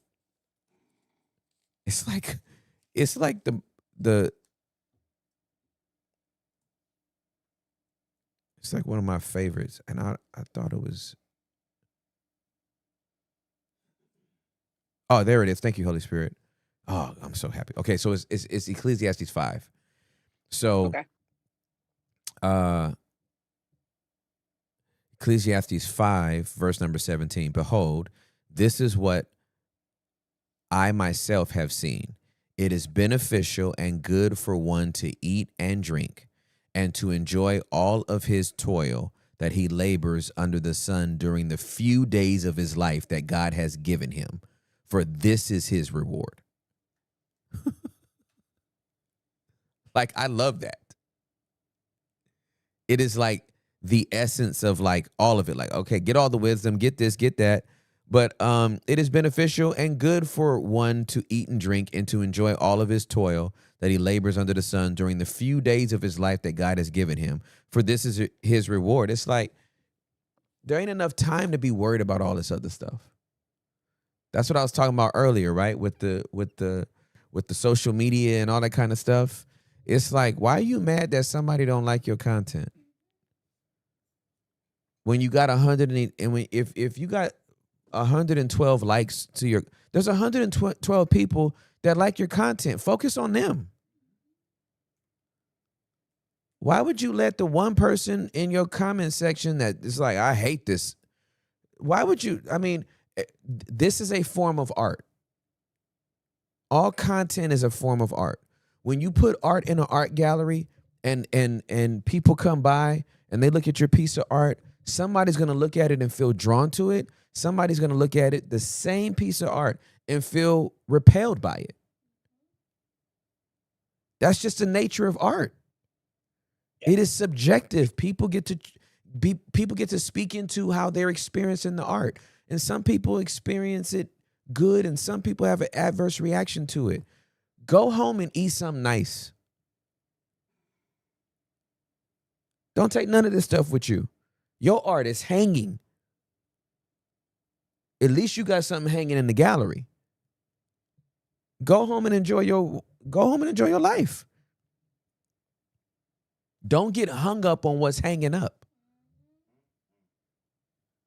We call it a post. You posted something up on social media and people get to walk by subjectively, not objectively, subjectively, and tell you how they feel about what they read or the piece of content that you put out, what reel you put out, what video you put out. At the end of the day, go home and eat something nice.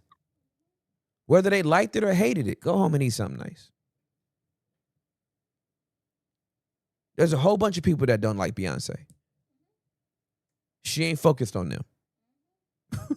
Sure. I'm sure somebody didn't like the sold out tour. Sold out tours, right? Because somebody likes her.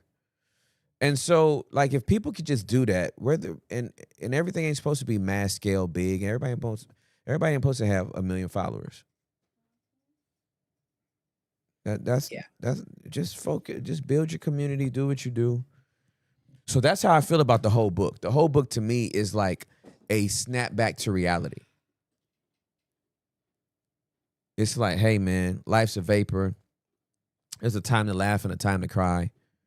You know, a time to live and a time to die. Like, man, okay, let's just keep all this in perspective and move it. Yeah. Song of Songs. And it ties back to what you were saying before about just focusing on that beauty. That's right. That's right. You get to choose what you're going to focus on today. You do. You just do. I've had some really, bad days. And I get up in the morning and I'm just like, something's beautiful today. Like, this part is ugly. Like, this situation's ugly. What's in the bank account I don't like. And wow, and I'm simple. I'm playing a game right now that is like set in World War II, and just the detail of the environment that the developers made.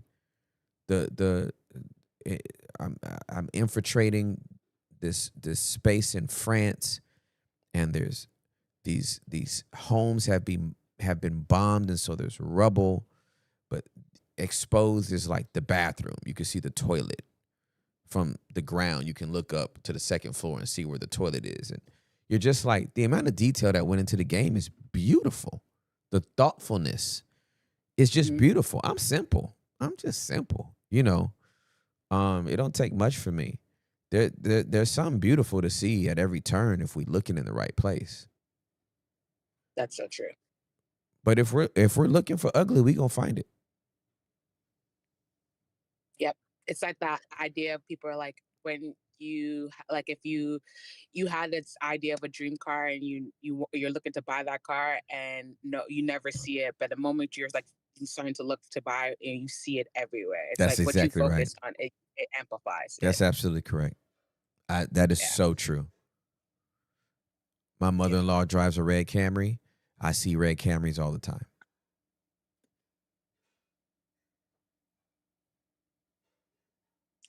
Well, thank you for that. I appreciate that. You're welcome for that.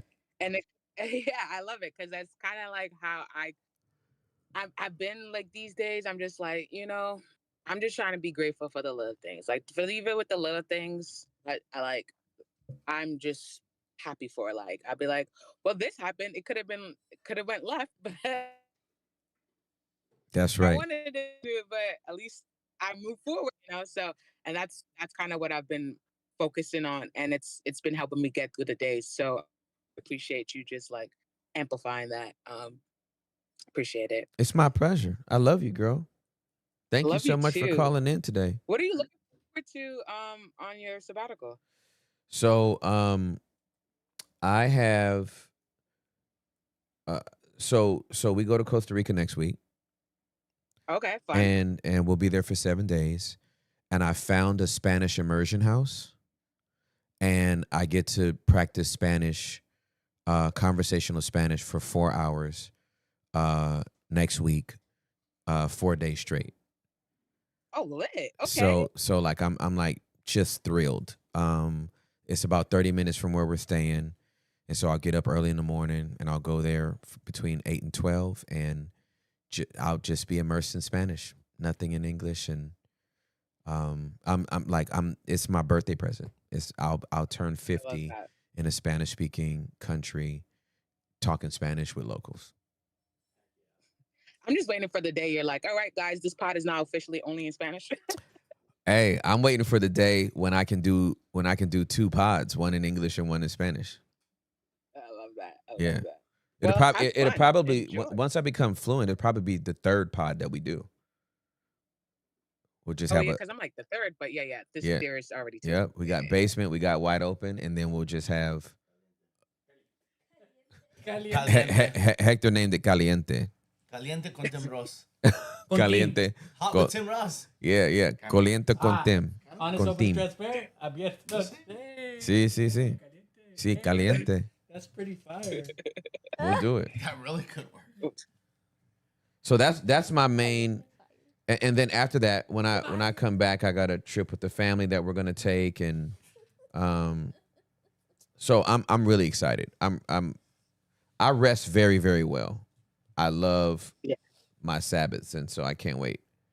I cannot wait. Well, I'm so happy for you. I'm gonna miss you. My mornings are gonna be like, what do I do now? But I'm glad you're gonna be having fun. Thank you. So thank you. And Thank I love you. you guys, Hector, Derek, Huli. And I love how you just be checking Huli. When she be saying her name wrong. Yo. So funny to me. Yeah, she said Julie the other day, and I was like, who? I forgot who I was. Yeah, she Yeah. forgot who she Going through was. She remembers now. We love you, sis. And Hector, I love you because your sense of humor is like Amen. my sense of humor. Thank you. We be doing the most random things. I and feel people very like, what? validated But right now. We get the people laughing. So Sometimes I Tim. love it. Sometimes So Tim. much. Sometimes Tim gives me a look. I might not get the chuckle. I haven't cracked him just yet. I get the look of shame, spiralation, What? Spiralation? disappointment, Spiralation. anger, rage. I've seen that one a lot lately. Yesterday, a lot of rage. Lately. Let's get a playback on that. Wow. And 3, 2, 1, go. eventually, if I get enough people, because I did pay you to make this statement in front of him, so thank you. Cash App's going through later after I get paid. If I get enough people to say I'm funny, I might be able to crack Tim. You know, it's a psychological thing at this Is point. it? Tim, your thoughts? He tuned out. See? See what I got to deal with here? I'm sorry. It's the ignoring you for me. No, y'all were having a conversation, so I just wanted to make sure. I was giving y'all's time. I apologize. What did I That's miss? so sweet. It's something about me being a great son, and you're very proud of me. Something I don't know. I am? I'm very proud of you. Thank you so much. You're awesome. Hector. Then my sister freeze. We gotta confirm freezage. Got a little freeze lit. Freeze burger. What was that childhood game? There she She's goes. back, There she she's goes. back. We're She's back. Whew. I'm back. Oh, I Oh, went there we out. go. Oh, I'm sorry. Yeah. I was just saying thank you guys, and I love you guys, and have fun on your sabbatical. Thank you. We love you so Love much, you. Jess. Love Have you. a great week. You too. Okay. Bye. Bye. It's the homie, man. Amen. Red light, green light. Red There light, green we light. go. I forgot about it. I was trying to figure out that game. Red light, green light. Yeah, I where you remember freeze that. Yeah. and then go and then Mhm. yeah. From proud to pay. Hector, you're cooking something, aren't you? Thank you. Nuh-uh. No. That face. I'm locked in. I'm on good behavior today. Wholesome Hector. Wholesome Hector. Hector's hilarious. He said paid. I'm trying to pay these people. I didn't see him down there, Tim. You didn't see him down there? I didn't see him down there. Okay, You he need might be something? gone. I got your back. You need something? No, Biggie I'm Boot good House? right now. I'm good right Okay, now. All right, alright. I promise. Yeah. Who's next? No, I'm good right now. Ashley Look at Fisher, you. Oh you my can gosh. YouTube. You are on Wide Open with Tim Ross. Welcome to the show. Ashley, that hat is fire. Thank you. It's velvet. No, I know. It is. So cute. That thing is gorgeous. Yay. Thank you. There's a place online. It's called Culture Kings, and they have a bunch of these. They're awesome. That's an Aussie. That's an Aussie store. Oh. Oh, really? I get all my stuff from there every time I go to Australia. Fire. Salute to you. And it's from Culture Kings. Are you kidding me? What? Yay. Well, good. You know what? I was praying before I hopped on that somehow, even though I'm asking of you for some encouragement today, that somehow you would be lifted up, revived, encouraged. So That there hat you did go. it. That hat did it.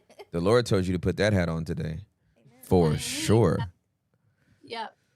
It's so good to see you all. Thank you for letting me come on. Absolutely. It's good to see you too. What's going on? So, I was driving down the road a few weeks ago, and the Lord said message Derek and Hooli. And I said, no, I'm not going to bother them. And he said it again. I said, no, I'm not going to bother them. He said, do it again. So I did.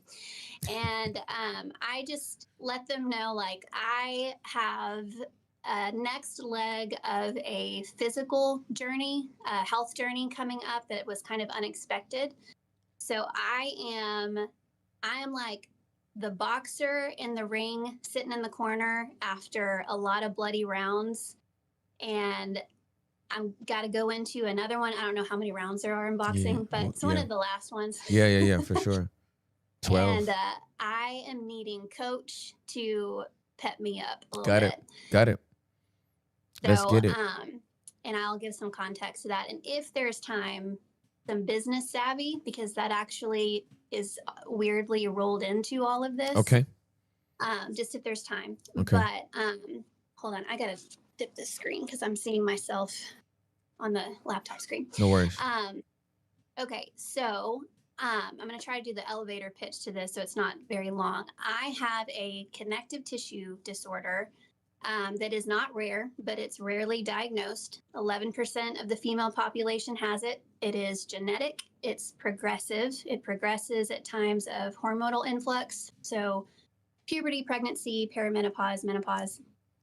And it's characterized by like unexplained bruising, a sense of heaviness. So if you weigh 200 pounds, you feel like you weigh 400. Wow. And it's called lipedema, and it's not to be confused with lymphedema, where people get like swollen in one arm or leg. Okay. But it's called lipedema, and it causes the fat tissue in your limbs to become so fibrotic that it becomes very dense, very fibrous, weighs you down more than like normal weight. Okay. But because it kind of presents, it can be misconstrued as obesity. So many women, all of their lives, they've been going to doctors saying, no matter what I do, I cannot lose weight in my legs. And they're like, well, push away from the table and go work out. It's like, wow. Thanks. Wow. So yeah, this community of ladies, they're precious, and they've been, medically gaslit. A lot of them don't find out that they have lipedema until they're upwards of 40s, 50s, 60s. We know now that my grandmother had it. She passed away never knowing that she had it. So she thought all of her physical issues were her fault. One of the last things that she said to me was, I just wish I could get up and walk. And she couldn't. And so there are ways to manage this conservatively, like compression garments, MLD massages, all this different kind of stuff. But the only way to really set you back to the earliest stage possible is through surgery. Okay. And the surgery is a specialized form of liposuction. But you can't go to like just your mama's plastic surgeon. Like it has to be somebody that understands lipedema, because they have to go in and break up the fibrous tissue and then take it out. Yeah.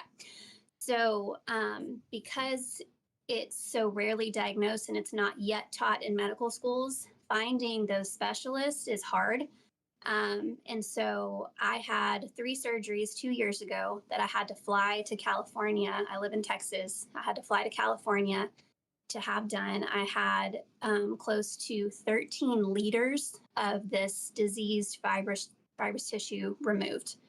And it's been life-changing. I can run around with my kids. I can do things that I was slowly losing mobility for. Yep.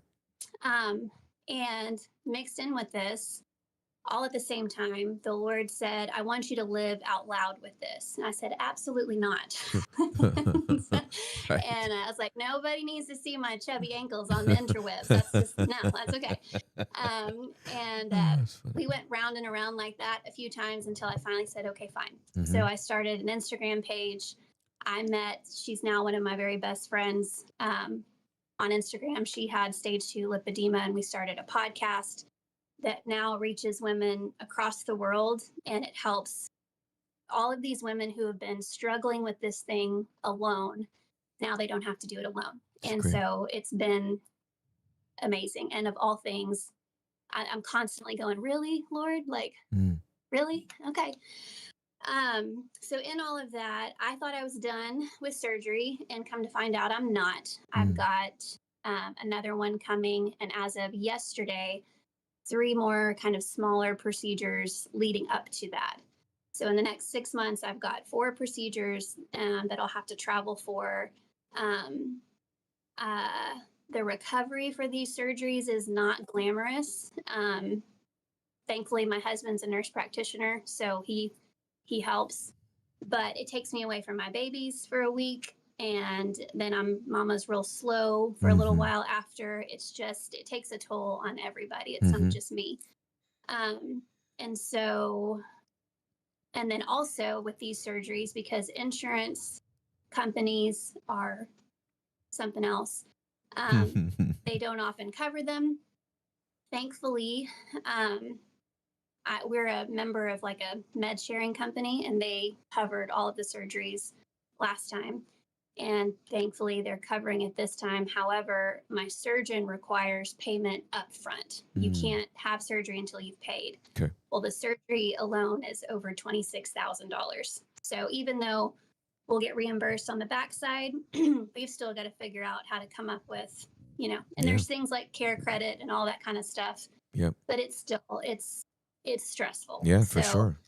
It hits on, all different kinds of levels. And at the same time, as I'm going through all of this, I'm living out loud, and I'm, helping people see what this process looks like and all that kind of stuff. And I'm kind of tired. Yes.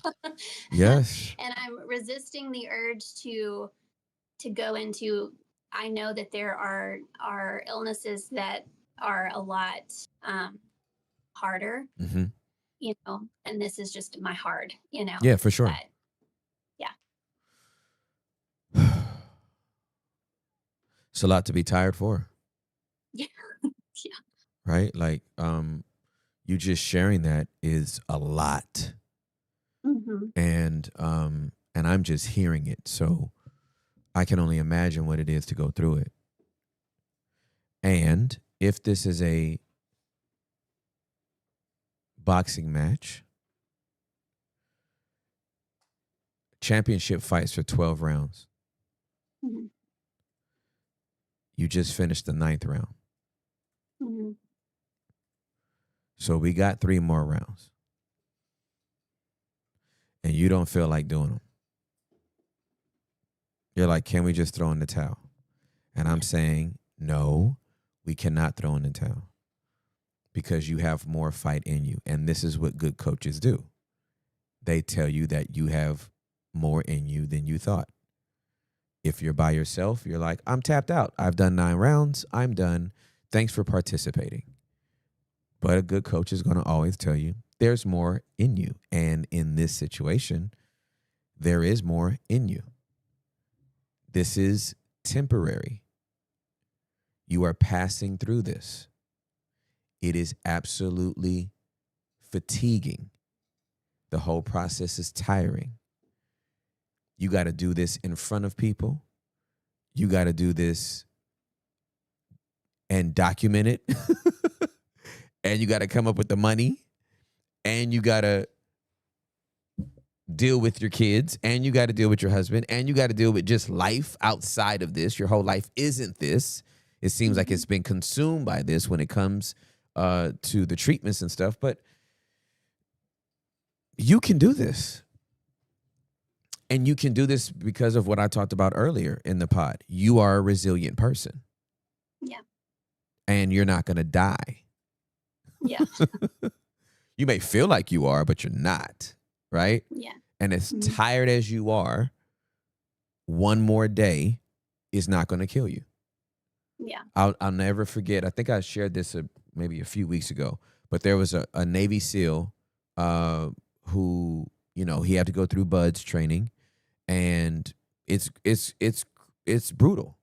They put you outside of the physical exercise, just laying on the shore of a beach for about 6 to 10 hours, linked to another guy in the middle of the night while water is just constantly coming up the tide and washing over you and going back, and you don't know when they're going to tell you can get up. The only way he got through Buzz training, it wasn't because he's a superhero, it wasn't because he's like the most awesome elite military man. The what he kept saying to himself is, they can't let me die, right? Like, whatever I go through, if they throw me in the water with my hands tied behind my back and my feet tied, if I pass out, they have to revive me, right? They cannot let me die on their watch. Yeah. That's number one. And number two, they have to feed me. I may not like what they feed me. It may not be my favorite meal, but they can't let me starve. Mm-hmm. So if I'm going to be afforded, and they're going to have to let me at least sleep. Even if it's a nap, right? Like, even if it's 40 minutes, they got to let me sleep. So if they can't kill me and they got to let me sleep and they got to feed me, then whatever I'm going through, all I got to do is outlast it until the next break. Yeah. Yeah. And that is this process, right? It is, okay, you went through that round where they broke up some of that stuff and your legs felt lighter and you could run around with the kids. And it's like, we didn't get this far not to finish. Right. Yeah. We did not do all of this freaking work to be like, you know what? This is good enough. I'm tired. Mm-mm. No. No, we want it all. Yeah. Because the beautiful thing about living out loud and allowing people to see the journey is that when you're on the other side, you get to give these people this before and this after picture so that it could be hope and inspiration for them as well on their journey. Right.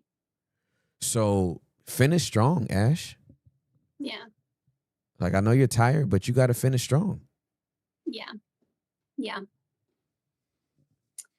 So can I ask the business savvy that Of gets course. interwoven in this? Absolutely. So social media is a very weird thing to Yep. me. The business of social media is very weird, and I don't know enough about it. Mm-hmm. And I'm very nice. And so I don't always maybe ask or put, I don't know. Like, for instance, a bigger swimsuit company asked me recently, hey, can we use your reel for advertisement for our company? Mm-hmm. And I was like, okay. And then my podcast partner and some of my friends have bigger platforms than I do. And she said, did you ask to make that a collaboration? Are you getting paid for that? And I was like, no. And she was like, Yep. And so with this and in sharing all of this, I have shared so much about the surgeon and his office that operated on me. Mm-hmm. Just again, out of living out loud. Yep. But in doing so, I have sent him, and this is not an exaggeration, millions of dollars worth of business. Yep. And with some people on Instagram that have these larger platforms, I know that they have offered to do services for free or at a great discount. Yep. And I've never shared any of this information or my story online to get anything in return. Absolutely. Because I thought I was done. I mean, I thought we're done. Yeah. And when it came up that, we're going to need another surgery, I thought maybe, they'll be able to do something. And they said, okay, so it was going to be $30,300, but he wanted to help you out. So let me see how much this is going to be. It's going to be $26,400. And I was like, okay. Appreciate it. Thank you very much. And then I find out that's a discount that they offer everybody. If you ask, that's a discount that they give. Okay. Yeah. Okay. So we don't feel that special. And no, and the way that I run my business, I'm a photographer. It's just very different. The people that send me bukus of business, they're not paying hardly squat Right. because just how I feel like but that's me Yeah, for sure. versus how someone else runs their business, and Yep. that's fine. Yep. All I can control is me. Yep. And so it has me questioning, all right, then, how much do I continue to be free advertising for them? Or is it, I don't want to be petty and I don't want to be ungrateful. Absolutely. But I'm just kind of trying to balance out that. And it's so weird because that whole world is just so strange to me. But Understood. Let me make it a little bit more awkward for you, Okay. but a little bit more realistic for you. Yeah. Ashley, you are the brand. You are the brand. And so in the same way, 2.5 years ago, I'm just so hungry when we were doing one of our night shows, Live Ember. I'm so hungry, I just eat a grilled cheese sandwich. Grilled cheese. Yeah, I remember that. Okay. Starbucks grilled cheese sandwich sales went up. And don't forget the Smoothie King a night. And then I did a Smoothie King one night, and then Smoothie King went up. Wow. When I was grieving for my dad, I'll never forget where I was. I was in a hotel room in Washington, D.C., eating some red grapes. Yep. Red grapes went up. That's wild. I'm an influencer. Yeah. Right? I'm the brand. And so when you're thinking about alignment and you're thinking about advertising and you're thinking about who you want to talk about, the business side of it is it. And as an influencer, you get to choose what is just going to be, friendship and what's going to be business. You get to choose that. But there's a reason why you don't see Starbucks on here on the set no more. Right? I used to have all my chai lattes here and I didn't care, blah, blah, blah. And then I was like, no. Yeah. You want some more from me? You're going to give me some of that coffee money. Okay. You have advertising dollars. You have a marketing budget. Yeah. I am giving you exponentially more. Yeah. In especially with like a niche business like this guy's right here. That if 24 grand is a discount that most people would have, it should be a flat 10 if he was going to charge you at all. Yeah. Based on what he's getting back, like, stop playing. And I tried real hard to not let it bother me because I didn't want to step into any kind of entitlement or anything like that. But I know that they have done more for people they have a lesser relationship with. And just kind of been, and I've had, again, some of these ladies that have larger platforms than I do have been like, Ashley, you've got to speak up for yourself. Like, you've got to, but I asking or like now switching when I've been doing all of this, just free, I am so uncomfortable with that. I think it gets tied into also the whole, there's something in like the church culture that we were brought up in that like it gets all kinds of twisted. I get it. Yeah, I absolutely get it. And in this particular relationship, it may not be advantageous to go back and try to make it something different than what it started off as. Right? But it is your one under the belt that wow, my influence brought you millions of dollars in business. Duly noted. I have a voice that moves people. Yeah. Right? Duly noted. Yeah. That's how I found out about my influence. It was that grilled cheese sandwich. Yeah.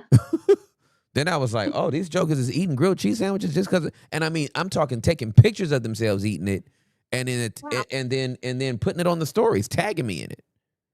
Yeah. So it's one thing to, we start again. I was a pastor. I didn't know nothing about being no influencer.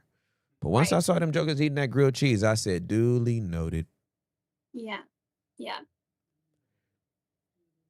I didn't take that episode down and then try to be Yeah. like, hey, Starbucks, if you want that episode to go back up, hey, you've already made your money off me. We're good. Well, and because I was thinking like, okay, one good thing about going into another surgery is I know how to do the content for this even better, Right.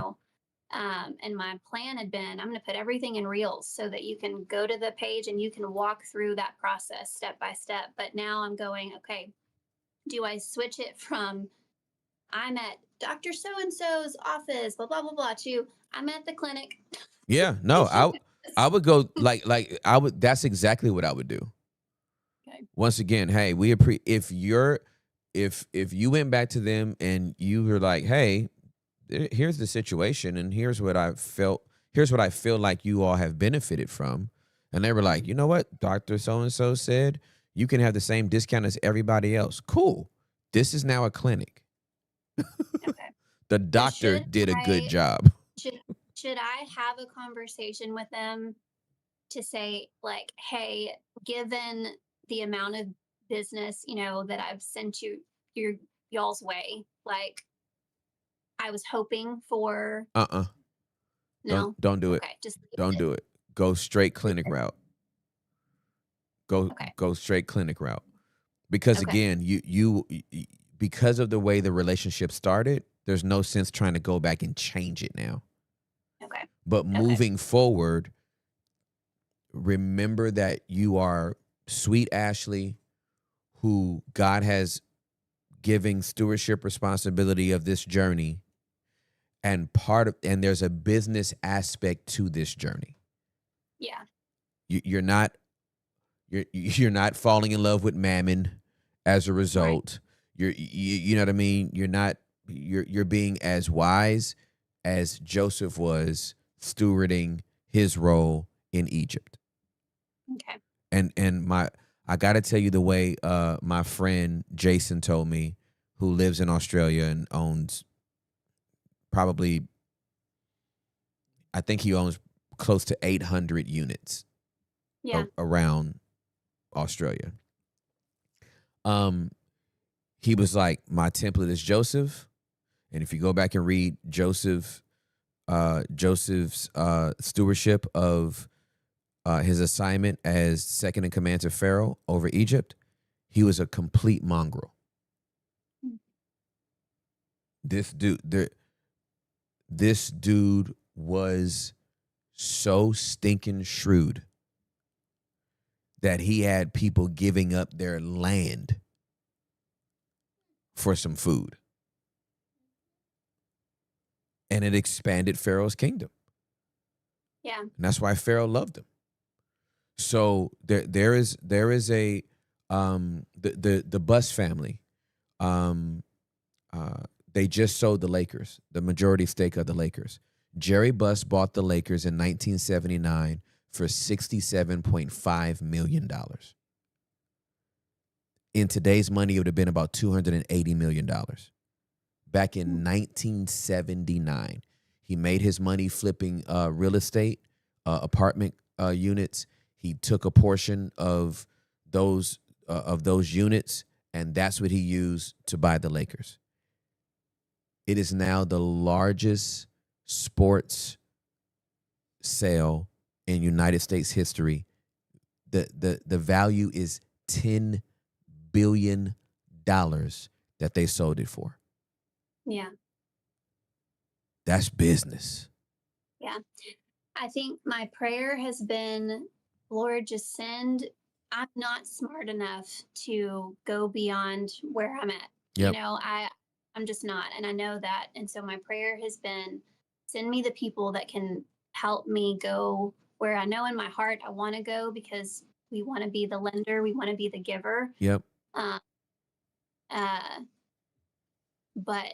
it kind of felt like a little bit of a kick in the gut. It just felt like there's no loyalty. And when it comes to big money, it just feels like it's just everybody's after the dollar. Yep. At the end of the day. Yep. No loyalty. That's hard. But There's a young lady that I want to put you in contact with. Okay. That might be very helpful for you. So just make sure I have your email. Okay. That the team has your email, and then I'll send it. I'll send you her information. Awesome. Thank you. Yeah. Thank you. One just encouragement I wanted to leave because lipedema is a very expensive disease. Getting all of the things you need for conservative management, and then if you go so far as to have surgery, it's very expensive. And when I got the phone call the first go around of how much the surgery was going to cost, it was $62,000. Yeah. And I remember my husband looked at me and he said, "Are you okay?" And I just was like, "I am." He said, "Okay, how?" And a memory came back to me from when I was in college. And I used to go down the street over here to McAllister's Deli. This is back when you could write a check. Yeah. And I would go get my meal, I'd get my tea, and I would write a check. I'd give it to him. I would leave. I'd go get in my car, and I'd call my dad. And I would say, "Hey, I just wrote a check at McAllister's for $8. Can you put $8 in my account?" And he said, "I got you." That memory came back to me, and I just remember looking at him going, "Hey, I need $62,000. I don't know how you're going to do it. Yes, ma'am. But I just know that you can." Yes, because ma'am. to him, that's nothing. Absolutely. And then through a really, it's too much detail, but a miraculous process, Samaritan Ministries was able to cover it completely. And two of the greatest gifts that I got in 2023 was the ability to have those surgeries and when you met with my husband and I. I will always remember 2023 and those two things because that just catapulted us into so much healing. But just to anybody listening, like, big numbers are nothing to Amen. the Lord. Amen. He's endless. His resources are endless, and the ways in which he comes up with providing for you is astounding, and it's fun. It is fun to partner with him, to realize, to figure out how he's going to do it. And he's always on time. He might get you, I mean, like right when like the notice is due, like in 10 minutes, but he's never late. Never. He's never late. Never. Never ever. Yeah. Ooh, that's so good. It's the truth anyhow. That's what we would say in the old church. It's the truth anyhow. Yep. Yep. So I appreciate you guys so much. June is actually Lipedema Awareness Month. So Wow. the fact that I got on is pretty crazy. Oh, that's providential. I love it. Yeah. Yeah. So thank you guys so much. I love y'all so much. We love you, Ashley. We're so proud of you. Thank you for allowing us to just be on the journey with you. Yeah. And I'm going to send you the information from my friend. I think she might be helpful to you. Okay. Thank you so much. I You're appreciate welcome. it. Okay, love you. Love you. Thanks. Bye. Bye. Love y'all. Hey, y'all talk amongst yourself. I got to hook her up real quick. Go. Can I go pee? Go Go. pee. Okay, great. Go. Go pee. Toilet. But you don't have to ask permission. That sounds crazy. You can do whatever you want, Julie. People are going to think like, dang, Tim's people can't even go pee by themselves. They are going through it out here in these streets. What up, Hector? Just chilling in the hood, my brother. How you doing? Hey, out here. Out here in these streets? Out here in these streets. My dude. I never actually tried the grilled cheese that Tim's talking about. They were saying like a bunch of people were like, he's a good influence, so that's why we follow. He's got good recommendations, and I could co-sign like Tim be influencing in a good way. Let's just see real quick. Okay, let's do a little video. If you guys are watching or listening on audio, you can hop on YouTube. Me and Derek are killing a little bit of time. We're gonna look at this little grilled cheese and catch a vibe right here for the Lord. It's really good, dog. Let's see right here, Daddy. I'm trying to see something, player. See it. Hey, whoever saw me twerking yesterday, please forgive me. I'm sorry if I caused you to sin. Hey. I know I ain't got nothing back there, and we're asking for the Lord to show up. All right, here we go. Nada. Derek, check this out. Let's go. Boom. We got a little audio or no? No audio. There we go. Now we got audio. Oh, that's sad. I'm hungry. I want to hear someone. feel like I could definitely make this at Look at home. this girl. So let's give it a shot. What a nightmare. Do your hair, butter is sister. what really Please. sets this grilled cheese apart. For the bread, I found this Ace Bakery sourdough. It's Shout the out Ace. perfect thickness, Shout out such sourdough good bread, quality, man. and tastes exactly like Starbucks. For cheese, I Starbies. chose some sliced mozzarella and sharp white cheddar. Not bad. This is the Starbucks version. And this Look at the hair, is man. my There is 3 version. birds living in there. This is the clear winner. It's so good. She did not put enough cheese, man. Was she watching her calories? Lord have mercy on my We need to soul. double cheese up. Oh, here. This is my brother right here. Okay, the homie. Catch a vibe right here. He's a dweller. He's a dweller. Okay, not bad thing going on here. Okay. That was all the that cow. But Shout out food. seems to be a lot of cheese in there. Hungry. Cowed out. Okay. Shout out, Brother's melted cat. He's cow. cat out for the Lord. If you've had the grilled cheese at Starbucks, you know it's surprisingly one of the most underrated menu items. And today we're remaking their simple, buttery Parmesan crusted grilled cheese. And you only Lord need have these mercy simple on my soul. ingredients. We'll mix together the Man, I softened used to butter with love grated grilled Parmesan cheese. and a little garlic powder. Woo. Then we'll spread both outer sides of the bread. Add your cheese We got and Sabrina be sure not Carpenter to playing add in the background. We got to cut it off. Sabrina. Sorry about that. That's Sorry. food porn right there, bro. Yeah, man. Shout out food porn. Vegan Food House had really good grilled cheese. Yeah, I just don't. Did you like your grilled Yeah, cheese I when we did. went to Vegan I did. House? Okay, I great. did. Then Yeah. we'll have to go back, and I might have to cop that thing. Field trip. Cop that. Field trip. I'm trying to go right now. Let's go. Let's go right now. Let's just go. You want to go right this minute? Why not, Daddy? We can do whatever we want. It's kind of true. It's very We can true. do whatever we want. No, hey, Hey. Tim, we have an all hands in about an hour, All so hands we at need you to Food be there. House. You're going to lead the all hands meeting. That'd be great. Cliff. That'd be great. Thanks for telling me 3 minutes before the all hands. Oh, Update your it's part of the slides. culture. Like I want to know that you're always ready Got it. at your expense. Yep. To my relaxation. Yeah, and you're Because I don't consider you. Yeah. Update those slides, Pop. Hey. Update those slides, Pop. That, yo, Cool, can you get the numbers? Sorry, we're making fun of corporate talk, and if you are in corporate, I hope that brought a little bit of relief. Hey, y'all down to spin the block and go back to the Vegan House tomorrow? Starving. Mañana? Sí, sí, For real, sí. for real? We Bruh. could just go back down there. And That'd eat. be amazing. Just I to mean, eat. it would be like our chef's kiss, like our final.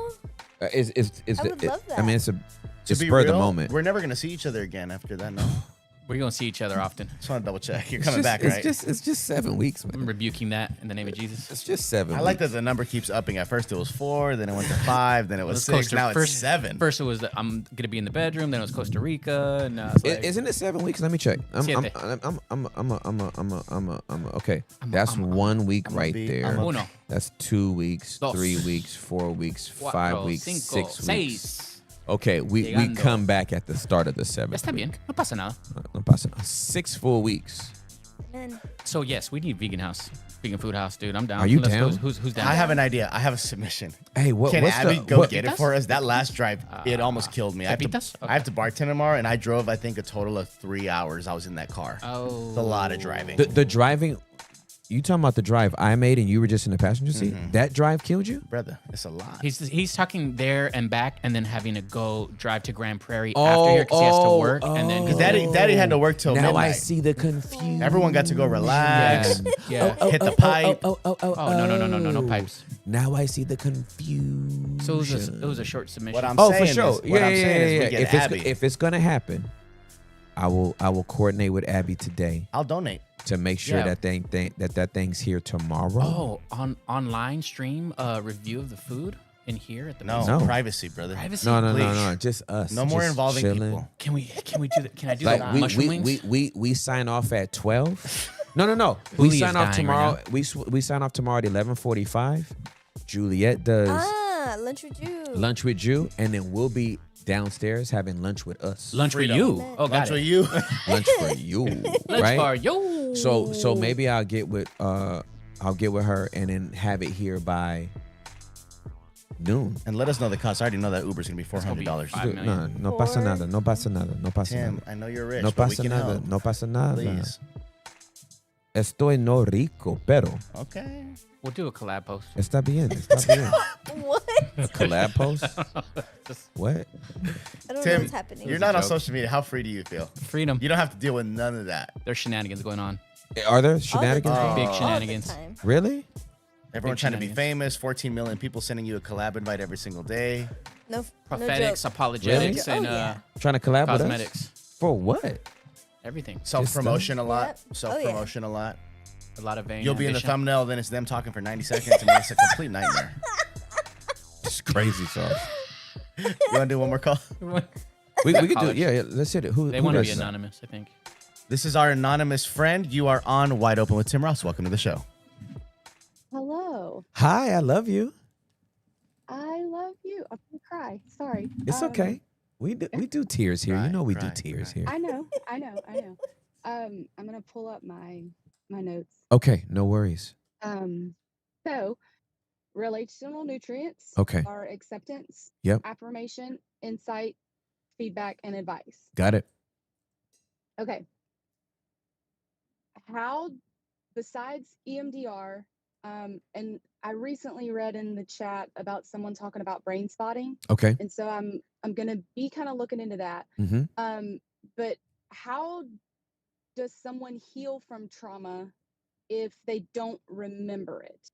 So example being, as a child, my dad got custody of us while he was in the process of that. We were going to a counselor. So of course, all of that ammo then is now taken into court and he can get custody of us because, and as an adult, I look at these, I guess growing up, I was told, hey, yeah, no, your stepdad molested you.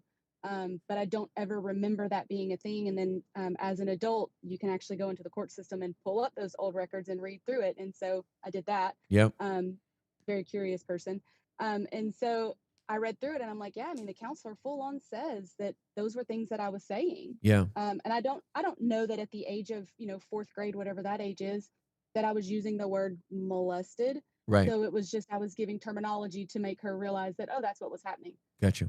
But I don't remember that happening. Okay. Another example, last year, while running, I was struck by an SUV. And so I don't remember being hit. I know that I was hit. I still suffer from things from that. But I don't remember being hit. And I guess maybe it's the control part of me that's like, no, I want to know. Not necessarily that I want to know what it feels like because I felt it. Like I still feel some of it, but the remembering of it, I was a victim to it. Mm-hmm. And being the victim of it, it's hard to be a victim of something, but you don't remember what happened. Mm-hmm. Does that make sense? Yeah, it does. Absolutely. Okay. Is that enough context on that question? Yes, it is. I'm just taking a moment to like take it all in because both of those things are traumatic. Life, right? Yes and no. It shouldn't be life, but it is life. There you go. I can get with. The first one sounded like kind of like flippant, but I can take that one. So if you don't remember it,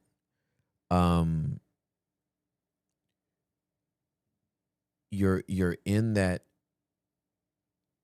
space where you would have to be willing to go back to unlock certain memories. And are you saying that you have attempted to do that, or are you saying that how do I even broach a session where I'm coming in to talk about something I don't remember? Yeah, so I would like to remember, because I go back to what you say, what doesn't come up and out of your mouth will come up and out of your body.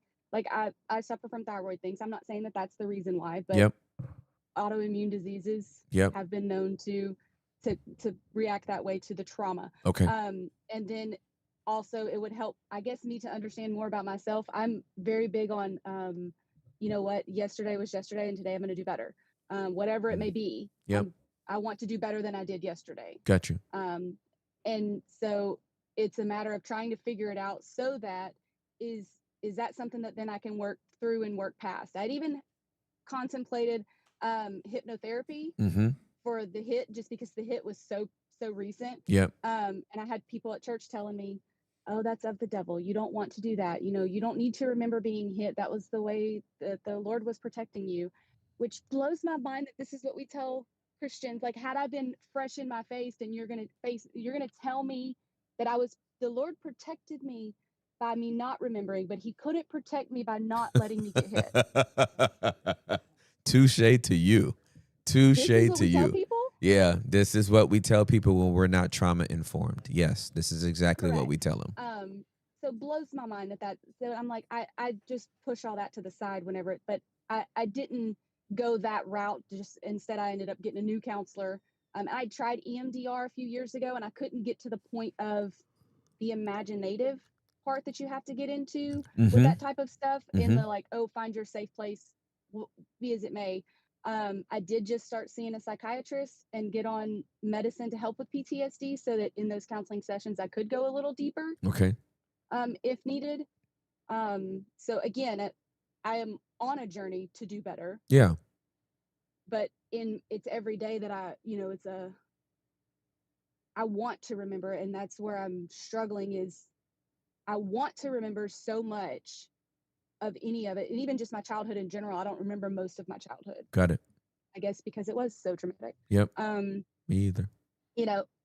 Right. So, which bothers me, because even my kids are like, I don't remember what we did last year. And I'm like, how do you not know? It was just last year. You've only been alive for 13 years. How do you not know? Right. So yeah, I would like to know how to broach that barrier that's there, besides just like the medication being something that can help. Yeah, I think the right therapist is really important in this. I think finding the right therapist is like finding a good hairdresser. You just gotta like test them out. And a good one that knows what they're doing, when you let them know, hey, I had a traumatic event happen in my childhood. I don't have any memory of it. I desire to access those memories so that I can heal whatever might be trapped in my body, blah, blah, blah, blah. A good therapist, if you tell them that, will go, oh, not a problem. Let's work through this. Or let's work through that. And if you haven't experienced that yet, then I would say keep searching. Yeah. But that's the way I would broach the subject. It wouldn't be like, I wouldn't wait until I get a memory before I go make a session. Right. You make the session and you say, hey, here's what my experience has been. And I have no recollection of it, but I do know it happened. I know it from my own testimony as a child, right? Through court documents. And I know it from what another family member has told me. And I have a desire to access the memories so that I can like process it in my body. If you just say that, a great therapist is going to know exactly where to take it from there. Okay. Next. So years back, when I was working at a different church, we're part of the Gateway Network. So Eddie Freeman, I'm sure you know him. Yes. Came and like just sat with our staff and spoke. And I had quite a few questions, because it was all a lot of like family on staff. So you know how that goes. Yep. And he had told me that I needed to learn to speak with a scalpel and not a sword. To which I told him, well, if you'd write a book about it, that'd be great, and then I can just follow the process. But he hasn't. So how is it that, because I have, for lack of better term here, what people have always said, I have a bitchy tone to my voice. Okay. I am very, very blunt, or I'm too blunt, I guess, for some people, and too opinionated for some people, but I do my very best to not give my opinion unless it's asked for. Got it. In which case they always give a warning of, you don't want it. You just don't want it. You don't want my opinion. Huli last week, Sharon, her little journal entry saying sometimes people confuse authenticity with intensity. Yep. Man, man, did that hit me hard. So appreciate you for sharing that, sweet girl. So I don't, and I've been called abrasive. My counselor, because he is very blunt with me, which I appreciate, because I'm not a fan of the whole like, oh, let me hold your hand and let me this. I prefer more of the no, like give it to me straight. Tell me give me my homework. Yeah, for right? sure. Let me do my work. Yep. And so last week our conversation was, he's like, the problem is you're very rigid. You remind me of someone driving down the interstate, white knuckled.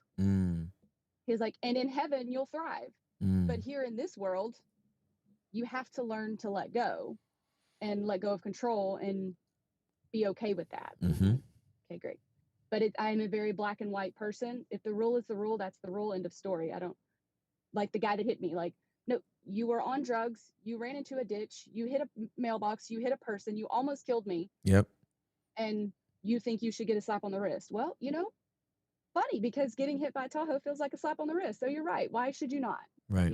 Right. Like, so, how because I know that you have mentioned something about wanting to be the detective and seeing the rule being the rule and all of that. So how do you get past the whole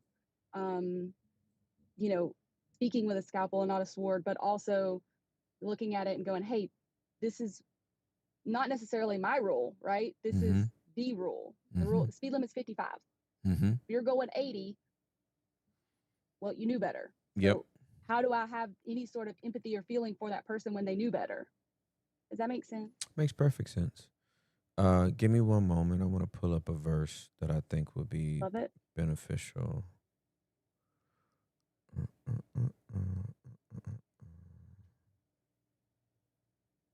going on here?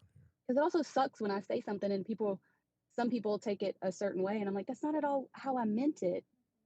Like, right. I'm a good human. I'm not out here running people over. Like the guy that ran you over? No, no. Right? Well, to be fair, I went up and over it, so I guess I ran over the Tahoe because I didn't go under it. Okay. Let me see.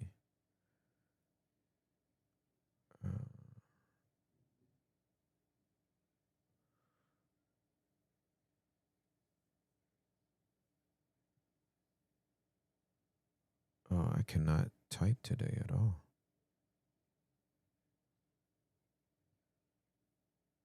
There you go.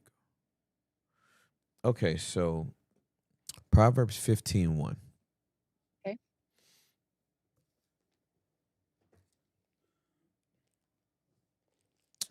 Proverbs 15:1. A gentle answer turns away wrath, but a harsh word stirs up anger. The tongue of the wise treats knowledge correctly, but the mouth of fools spouts folly. Verse number 4. A healing tongue is a tree of life, but a deceitful one crushes the spirit. So here is my approach, and this is communication 101, as I have learned it and loved it. Communication is 55% body language, 38% tone, 7% whatever you're saying. Yes. I watched that episode. Okay. So and got the book. Great. Awesome. So for me, everything is tone. Okay. Everything is tone. Now, here is my rule of thumb. I am not responsible for people's reaction to what I say. Okay. I am responsible for the way that I say it.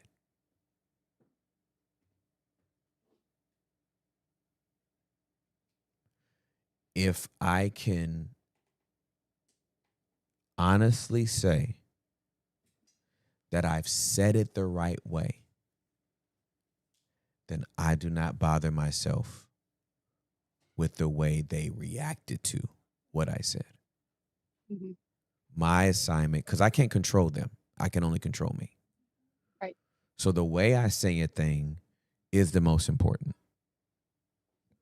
How they receive a thing, that's their own thing that they have to deal with. Now, with that said,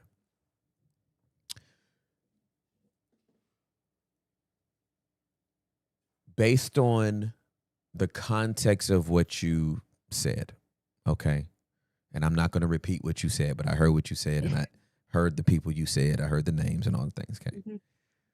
What I know about that culture is that the culture is fragile.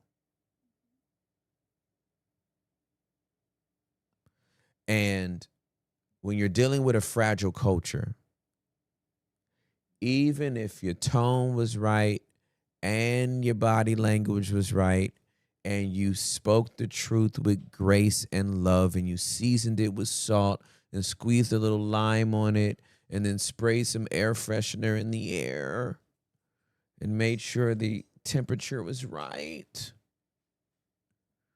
at the end of all of that, they would still be like, oh my God, why are you being so mean? You can't do nothing with that. You can't do nothing with that person. There's nothing you can do with that person. Mm-hmm. In that case, then I default to what the old saints used to say: if the truth kill a man, let him die. I said it right. My body language was right. Yeah. And again, we can't fragilize people. People have to be resilient. A spade is a spade. The truth is a truth. I've said it nice. I used the right tone. I checked all my boxes. My answer was soft and it still broke you, then you're brittle. Sorry. You're brittle. All right. Don't tell me to keep changing my tone and just instead of saying that, well, you don't want to hear what she has to say because you're not going to like it. Well, maybe the truth is you don't like the truth. Oh yeah, I was told that you have a good heart, but you have a heart problem, and it needs to be fixed. Not like you need to work on it in 6 months and work on your heart problem, but you need to get it fixed now. And I was like, okay, well then tell me how to fix it. Well, if I have a heart problem, then tell me how to fix it, and they couldn't. So here's what I would say, and this might be strong, and I know this would be complicated and layered, but when a tribe is telling me that we don't speak the same language, I haven't found my tribe. Oh no, I do Stout. Oh, praise God.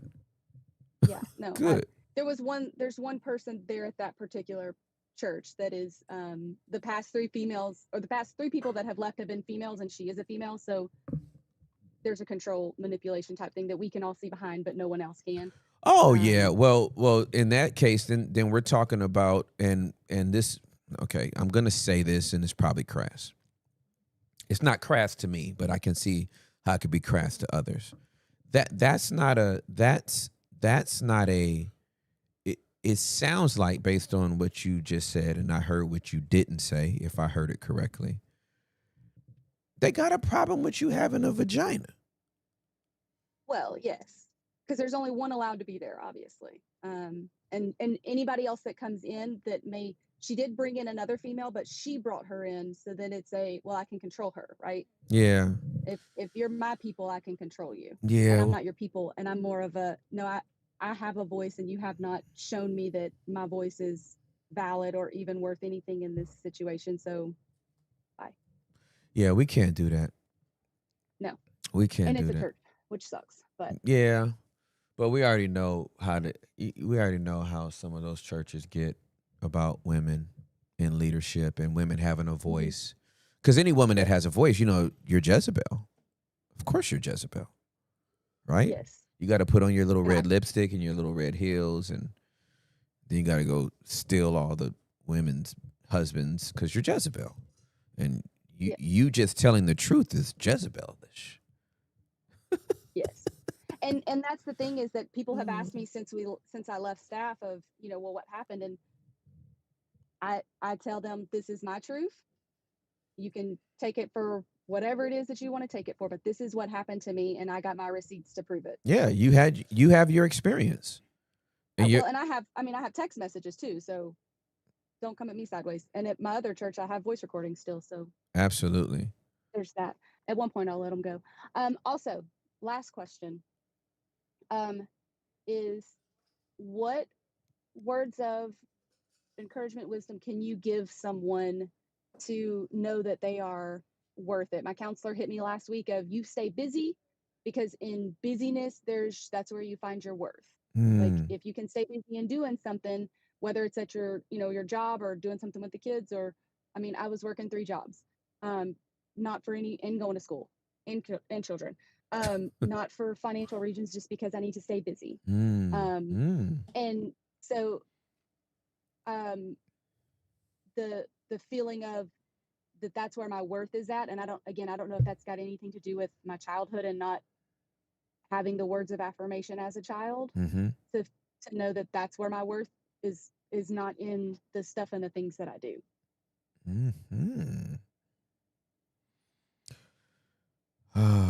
So it sounds like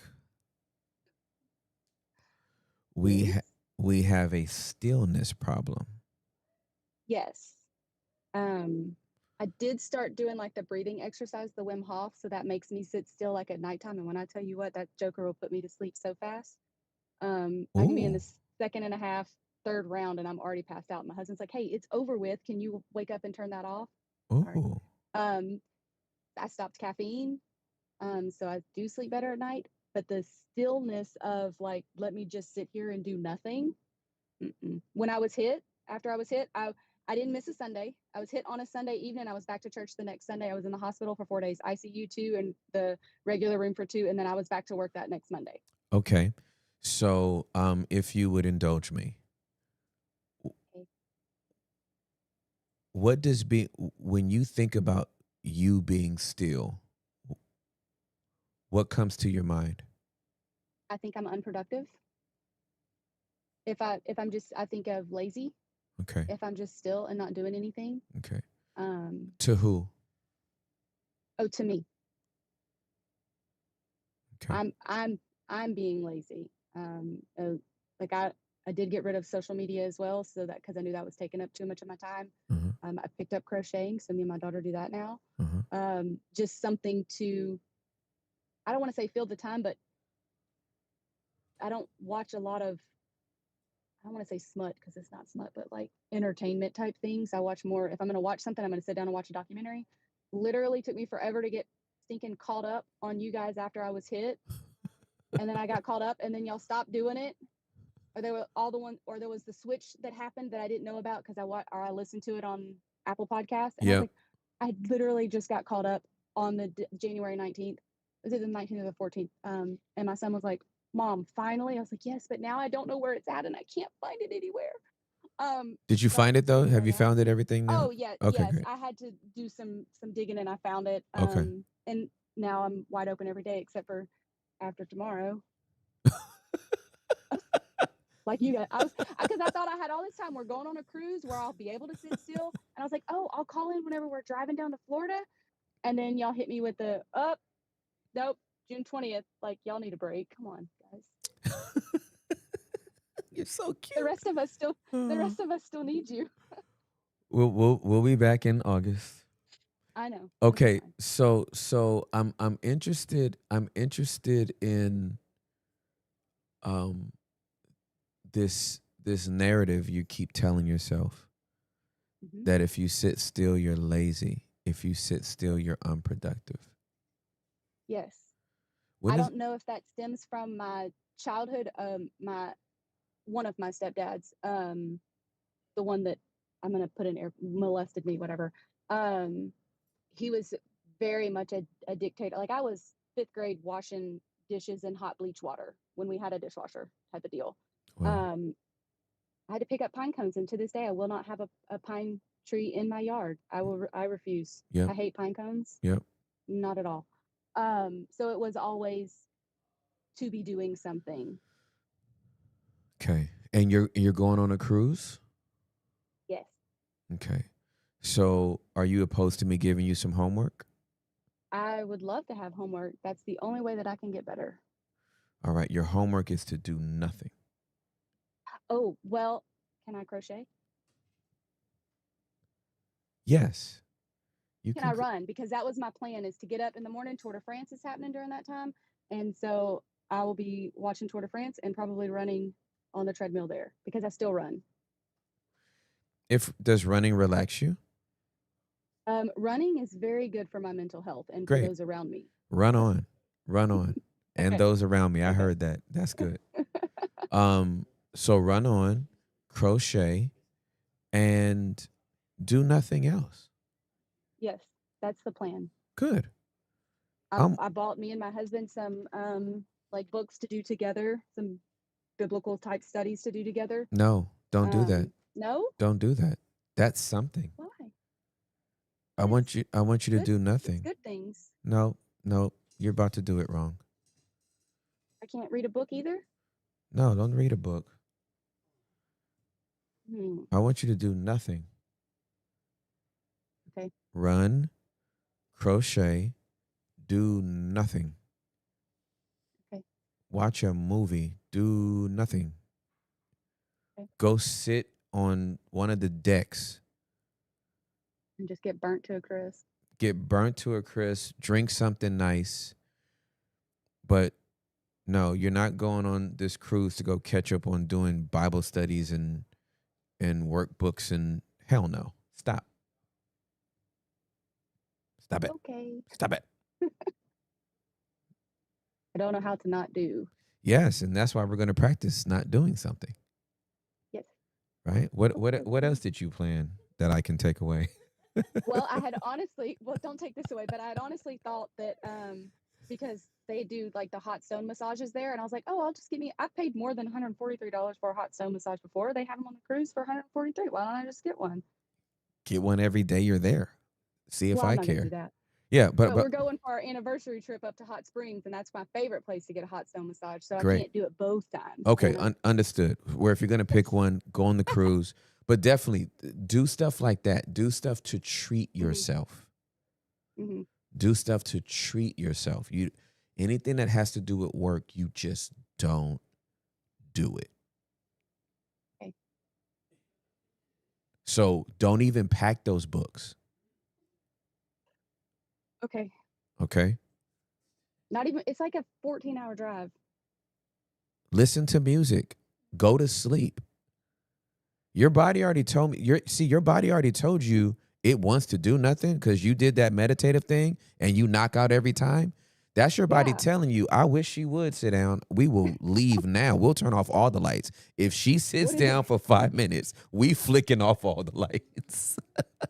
Yes. I do. Play punch buggy in the car, and then just fall asleep and wake up and stop by a Dairy Queen and get a shake and fall back to sleep and wake up and let your husband drive and just chill out.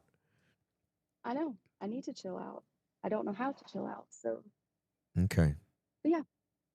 But those were my questions. Was finding the balance of scalpel and sword and trauma crap. No. And I do want to say, someone was talking in our church about, our staff was talking about, the youth pastor actually was talking about, oh, have y'all heard about Tim Ross and the new podcast that he's doing in the basement? Like, he got on there and he was talking about you. It's when you were first started and you were talking about how you talk to your sons about sex itself. Yes. They were like, oh no, he's using like the real terminology. And I was like, that's great. Like, I use the real terminology in my household. Right. My son hates it. He wants to, call the penis something else. And I'm like, hey, I can get you out of trouble at school if you use the word penis. That's right. If you call it something else, you're on your own, kid. That's exactly right. And so at that point, whenever they started, I was like, no, I haven't heard it. So that was what started me on this journey of whatever you want to call this that you've done. So since probably the second episode, I went back and watched the very first one. And then last year, again, the hit, and it took me so long to get caught up. It's been great. Hector is the adult version of my 15-year-old son, so that's fun to watch. That's greatness. It's just the random spouts of things that come out of his mouth. I'm like, that is my son right there. Oh, it's classic. I love it. So yeah, I hope you guys have a great time and a happy birthday. Thank you so much. Happy anniversary. Thanks. Yeah. 6 years. Yep. I love you. I love you as well. Okay. Have a great day. All right. Thank you guys. Okay. Bye. All right, bye. How cute is she? Unbelievable. Yeah, we don't do pet names over here. My boys be rolling their eyes at me and their mom because I'd be like, hey, get everything. Penis, scrotum, testicles, anus, get it all. Like, wash that thing. Nipple. We don't have to say nipple. Great word. It's a great word. Thank you. Oh. We got Huli laughing on the couch for the audio files. We gotta confirm. We gotta confirm Huli laughing on the couch. Silently laughing. For the people that are not here, Huli is dying on the couch. This Hector, I'm still trying to wrap my brain around how Hector comes up with these Yeah, things. Hector, tell me a secret, player. Tim, would you like to finish the last 20 minutes with a guest, or what you feeling, my brother? We're chill, bro. I'm asking. Guest Central or? Would you like to go to Guest Central, or you want to just stay here in the lobby? Yo, Guest Central, man. That's wild. Our church talk right now. Hey, hey, everybody, touch your neighbor. Say, it's good to be. Hey, go to Guest Yo, I Central hate and that. get this Oh gift my that God. we made that costed $2. We bought you an Apple phone. What? All first time guests, we bought you an Apple phone. I'm trying to go to that church. Your first year on Verizon is on us. Hey, that would be dope. We didn't get That's we bougie. didn't get them jokers nothing. Really? We gave them like a little treat or whatever. But the way you get them is the way you got to keep them. Ain't nobody giving out no damn prizes Bad for you part. coming to church. Ooh. You gave him the good news. Ooh. I'm not doing it. No, Listen, that's good, Tim. yeah, I was a That's different kind of good. pastor. That's why we was never gonna have no, Yeah. 9,000 member church or nothing like that. Because And you don't build entitled people. I don't build entitled people. I don't promote entitled people. We don't do entitled people. Amen, brother. Worst pastor you ever had to work Oh with? my Go. gosh. I knew he was loading Like up. I who could was tell it. who was the nightmare? Who was scandalous? Who was totally duplicit? Call it out. Say it with your chest. The Lord is near and here. 3, 2 on Timmy. It was more than one. The Lord is near in here. Oh, people can read between the lines with that Can't one. call. It was more than one. Amen. Which race was the worst?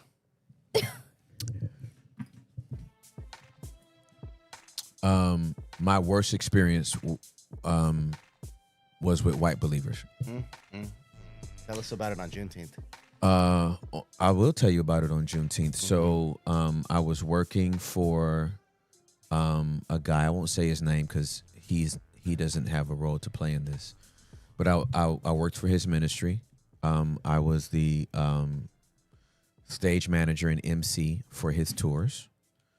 He went all through the heartland of America, and these were white churches. It wasn't even like predominantly white churches. I have never been exposed to so much racism in my entire life as I was as a believer in Jesus on a Christian tour hosted by churches of the most racist people I had ever been exposed to in my entire life. I had not been exposed to that level of racism by anybody prior to giving my life to Jesus. Not even close. Not even close. When I tell you it's not close, let me give you a story. So I'm in Laramie, Wyoming. Can't make this up. I'm in Laramie, Wyoming for an event. Our speaker that we work for is about to go out. His dressing room, the way the outer part of the venue, and then the middle of it is where the auditorium was. And on the outer part of it, this is the women's restroom, and then on this side is the men's restroom. Where they had him was here.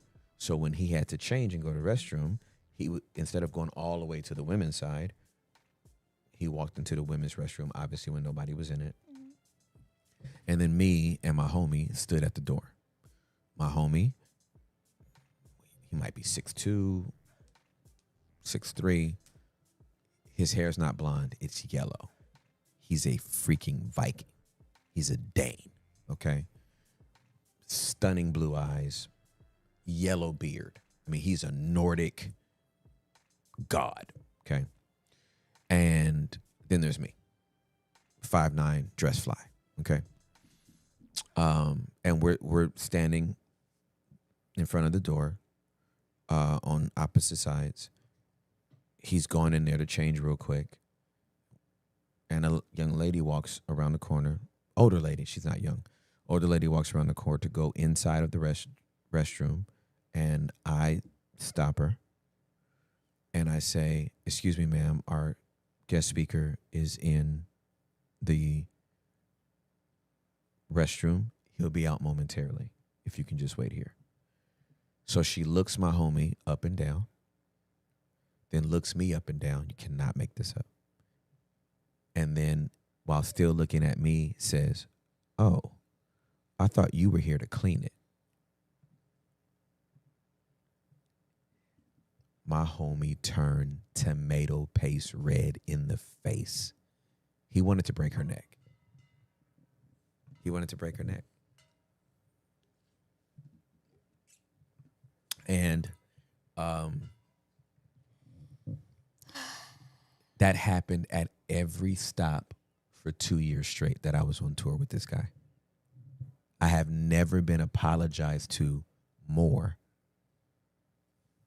from white people than I did in that 2-year span when I was on the road. Every time we jumped on the bus, it was, "Hey, man, I'm so sorry for what you had to." Ain't got nothing to do with me. We good. We good. They crazy. Yeah. They crazy. They haven't met Yeshua for real. So, yeah. It's the most racist encounters I've had is Christian white people. Mm-hmm. Do I believe all white people that are believers in Yeshua are like that? Absolutely not. Obviously, I don't believe that, right? Mm-hmm. And if you're asking me about my experience, white Christian men in the South are crazy. Let me tell you how like we don't need to like try to prove that racism is taught. It's caught and taught.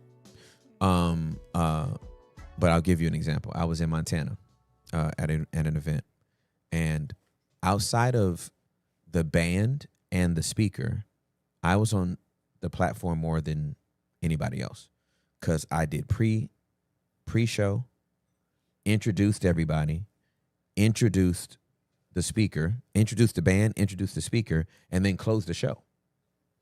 So my time in front of everybody was exponential. So afterwards, everybody always wants pictures with the speaker, with the band, with me. So these 5 girls line up for these girls have to be 12, 13 years old because these events were all youth events. And so we all line up for this picture. And when we line up for the picture, we all get lined up. And then the girl panic stricken. "Oh God, no. I can't be in the picture. I can't be in the picture. My dad will kill me." Her father would have lost his lid if she was in the pic with a black guy. In Wyoming. Billings. Thank you, Holy Spirit. Billings. No, not Wyoming, Montana. Billings, Montana. That's where we were. She freaked out. "Oh my God, no, I can't be in the picture. My dad will kill me."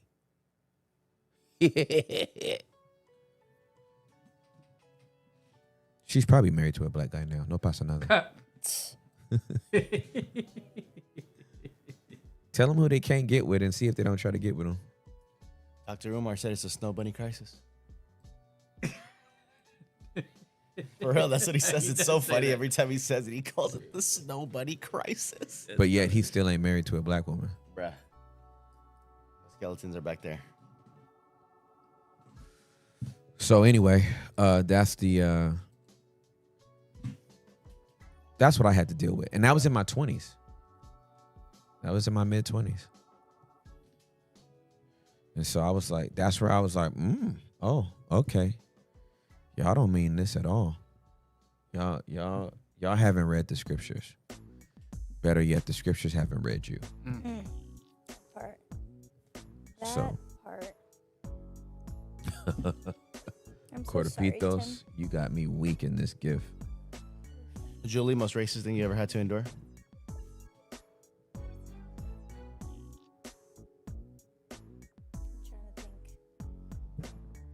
I need some time to think. Okay, we'll hit you back in 6 weeks. Okay, great. We'll hit you back in 6 weeks. As soon as Julie sits down on August the 4th, I know it. I know exactly what I was going to say. I've seen more happen to my dad than me and my sister. In if Jersey? anything. Yeah. Because, I mean, Jersey, where we grew up in Bergen County, it's very, it's a melting pot. You have everything. But we still experienced racism. I guess my thing mainly is that people treat me like a little child because of my height. And that pisses me off because I'm a grown-ass woman. So. With a whole baby in your belly. That's right. Yeah. That's right. Yeah. Tell them to back. Yeah, and I grew a pair. I have a pair. You do have a pair. You literally grew a pair. Literally. Yep, I did. Literally. Yep. Wow. Amen. So did Juliet twice. Yeah. Yeah. Yeah. And you guys basically feel like men on the inside. Low testosterone. Sure. The testimony. Giving Thailand. Muay Thai. I feel like I'm a man trapped in a woman's body. You are. You're Shout out, pregnant. I am. You're pregnant. Okay, so I feel like I got a man trapped in this woman's body. You do. You absolutely do. Can I ask a logistical you're question? Logistical question. Here we go. Are you like how you climb? You know like what? I'll last calm time? down. I'll Shout calm out down. number. No, I wanna hear it Hey, now. no. I'm so glad he policed himself just now. Man, that's the Holy Ghost at work. I was just about to ask for intercession, and Aw. the Holy Ghost intervened quickly. Hey, I need y'all to get me lunch orders for tomorrow because I'm about to ask Abby to make Mushrooms, this mushroom things. mushroom. Mushroom things. We doing the Mushroom things is crazy. We doing the drizzle. I don't want to ask you so bad. Maybe after. All right, I have a Yeah, question. okay, question it. What if the AI bot that dude proposed switches to a different voice and switches gender? Is he still gonna Like if he accidentally like changes it from soul to the other? if he's changed it from Soul to Todd, Yeah. I Is don't he still know. gonna be in love? Maybe. All right. Maybe. Tim, what are you gonna order, boss? I don't know yet, but I'm excited though. What were the wings you ordered? The beignets? The Oh, sorry. For everybody that's audiophiles, Julie's asking about the beignets. Wait, hold on. You asked me what was the most racist thing I've got. What about you guys? You didn't answer though. Sorry. I'm looking at the menu. That I've experienced personally. Yeah. Like somebody attacked me. Mm-hmm. Yeah, a couple whites. You ever heard of a main event? Yes. Yes. Why are you laughing? You got attacked at main event by a couple of whites. I got attacked at main event. This was It was a crazy. complete embarrassment. Which I one, think in I was, Grapevine? I think in Grapevine. I don't know. I was 12. I was with my Cali brother who just escaped the LA gang lifestyle. We're out there living our best life at the main event. And you know main event, right? Yes, They got laser yeah. tag, they got bowling, they got Been terrible, there. they got Uh-huh. terrible wings. The kids are running around. It's loud. Laser tag, great, Yep. great game. Yep. We went there for students, brother. Remember? Huh? Don't Years remember ago. that. Okay, never. But I think I'm 12. There's a white in front of us, an Anglo-Saxon, tall, Yo, mustache, there is a white is wild. shriveled hair, right? Shriveled. Bro looks horrible. He has a woman next to him. I assume it's his wife. He seems to not love her anymore. She's holding on for dear life. Probably abused. Somebody call the cops. So he believes that we cut him off. Mm-hmm. And he went, y'all get back behind me. He talked to us like that. Yeah. But it was like aggressive. And then he made fun of my friend. I maybe mocked him for being like a short little Mexican. And he told us to get behind him. And yeah. We didn't move. Just stood on business. Ground. Yeah, what are you gonna do? Yeah. That's right. Yeah. Nah, man, it was great. What are you talking about? We got stories now. You know what I'm saying? Resilience. Oh, content. Yeah. Content? We got content Content's now. crazy, We fam. got content now, player. Oh my goodness. Derek. Hi. Hi. For the audio files. Why do y'all call them audio files? They're audio listens. They're not MP3 files in the finder of your computer. They really like files. they like to listen to Files audio. is PHILES, audio files. It's a thing. Oh, that's a thing? That's the person. Oh. A person that's really big into Listening No sabía. versus listening. Yeah, Okay, now I've learned. I'm submitted. See. Now you're finally submitted. Unsubmitted podcast coming on sabbatical. Oh, yes, I wanted to submit that to you, Tim. When you leave to Costa Rica, can we keep live streaming and call it unsubmitted wide open? Unsubmitted wide open. Oh my Unauthorized wide open. Disobedient wide open. Yeah, unsubmitted. I can't. Yo, unsubmitted wide open is crazy sauce. You deal with a lot of racism in San Diego because it's on the border. Mm. So I've dealt with a lot of racism. Yeah, it's whack. But from what Latinos are racist against each other too, like Mexicans in Mexico, right, bro. Sí. Mexicans So from right. America, Yep. Sí. Puerto Right. Ricans and Mexicans, Verdad. and it's Verdad. unfortunate. Oh, yeah. You know what I mean? So Oh, it hasn't only been from like opposite cultures. The most racism I've experienced, I guess because where I grew up, it was Mexicans being racist and black people being racist. Because there wasn't a lot of white people around us.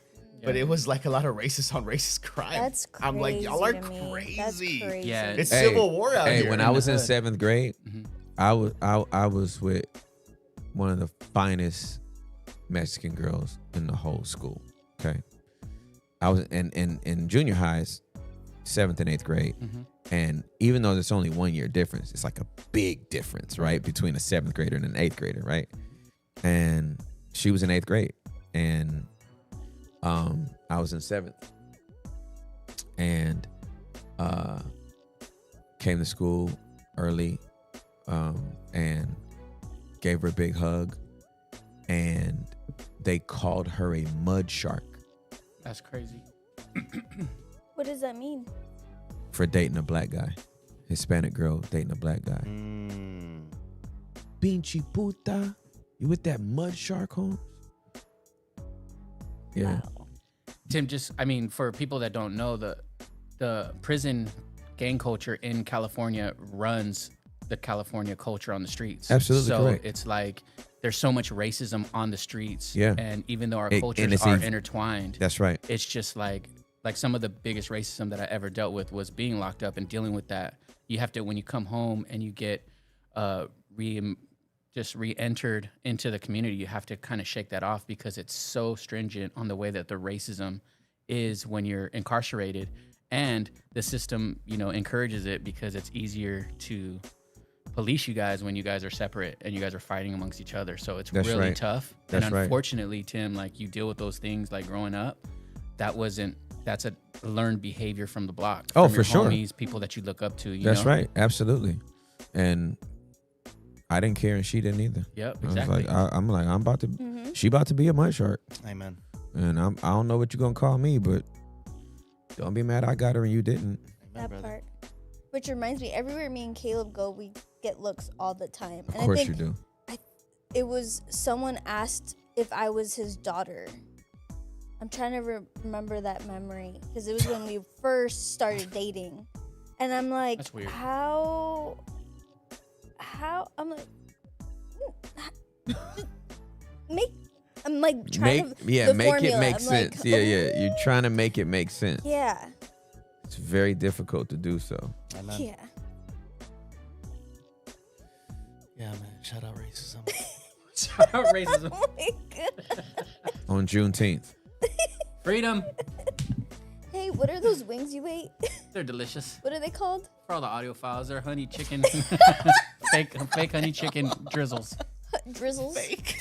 Tennessee drizzle something. Tennessee. Because remember, I okay. wanted the jackfruit initially, and then they Yes. switched my order at the end, so I don't remember exactly what it was. Okay, but it's mushroom, Texas drizzle, Okay, honey let me drizzle, or something like that. Those. Oof. Yeah. Yeah, I'm definitely copping that. Those again. are it. A little bit of fries. I'm in. Oh, I'm so excited about the opportunity to have this happen. What a blessing. Thank you. Thank you. It's like our little last day of school meal. Never gonna see each other again, man. No, that's not true. Never can say goodbye, girl. Hey. Ooh. Never could say goodbye. Ooh. Never can say goodbye, girl. Ooh. Never can say goodbye. Ooh. Never can say goodbye, girl. Play that joint. Amen, my brother. Let's give him some royalties. Gloria? Ooh. The fro is awesome. It's the one with Michael. You looking for the one with Michael. Mikey. There you go.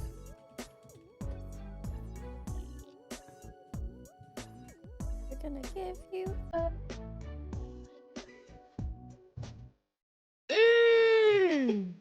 Oh my God.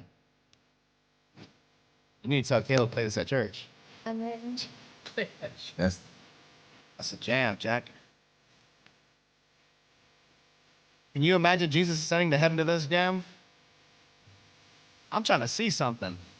Let me try to see. Imagine Jesus ascending to this? Girl. those are some handsome black boys. Aw, they're so precious.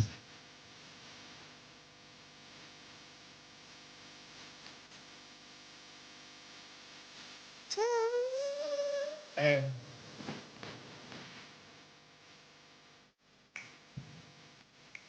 God's kids.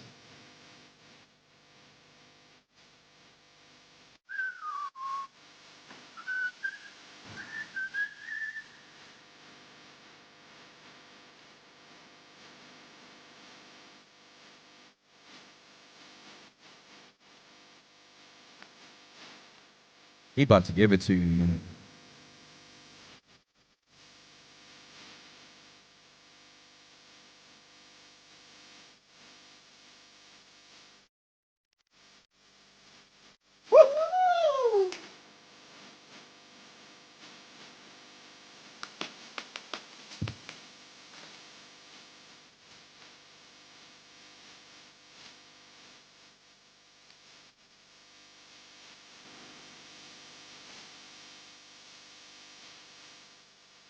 Woo!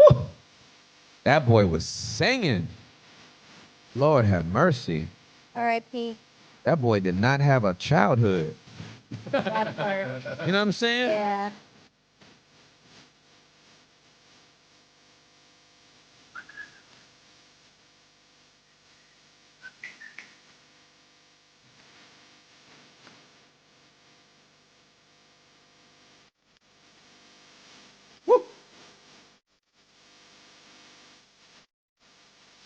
I mean, that boy's singing for real.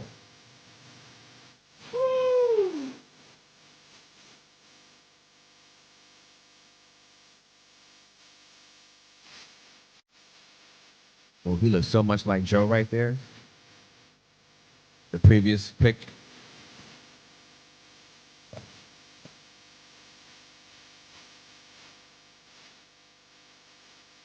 Such a handsome little boy.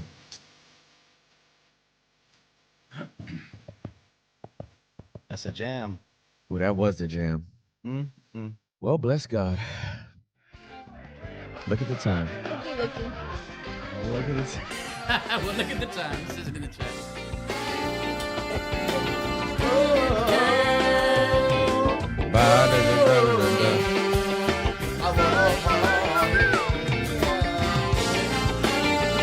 Anyway, I'm Timothy Charles Ross, Hector Alejandro Guerrero, Derek Santiago, Derek Israel Santiago. Arrato raza. Juliana, buen dia. Karlovich, baby Karlovich. So anyway, penises, vaginas, scrotums, all the things. Yes. Taint. If you use real names Amen. and not pet names, Amen. then your children will know that this is a part of their body that belongs to them. The moment you put pet names on it, you desensitize that part. Facts. And this is where, because this is what predators try to do. So that's why we always kept it penis, vagina, breast, scrotum, testicles, anus, butt, all the things. Can I make a confession? Peace.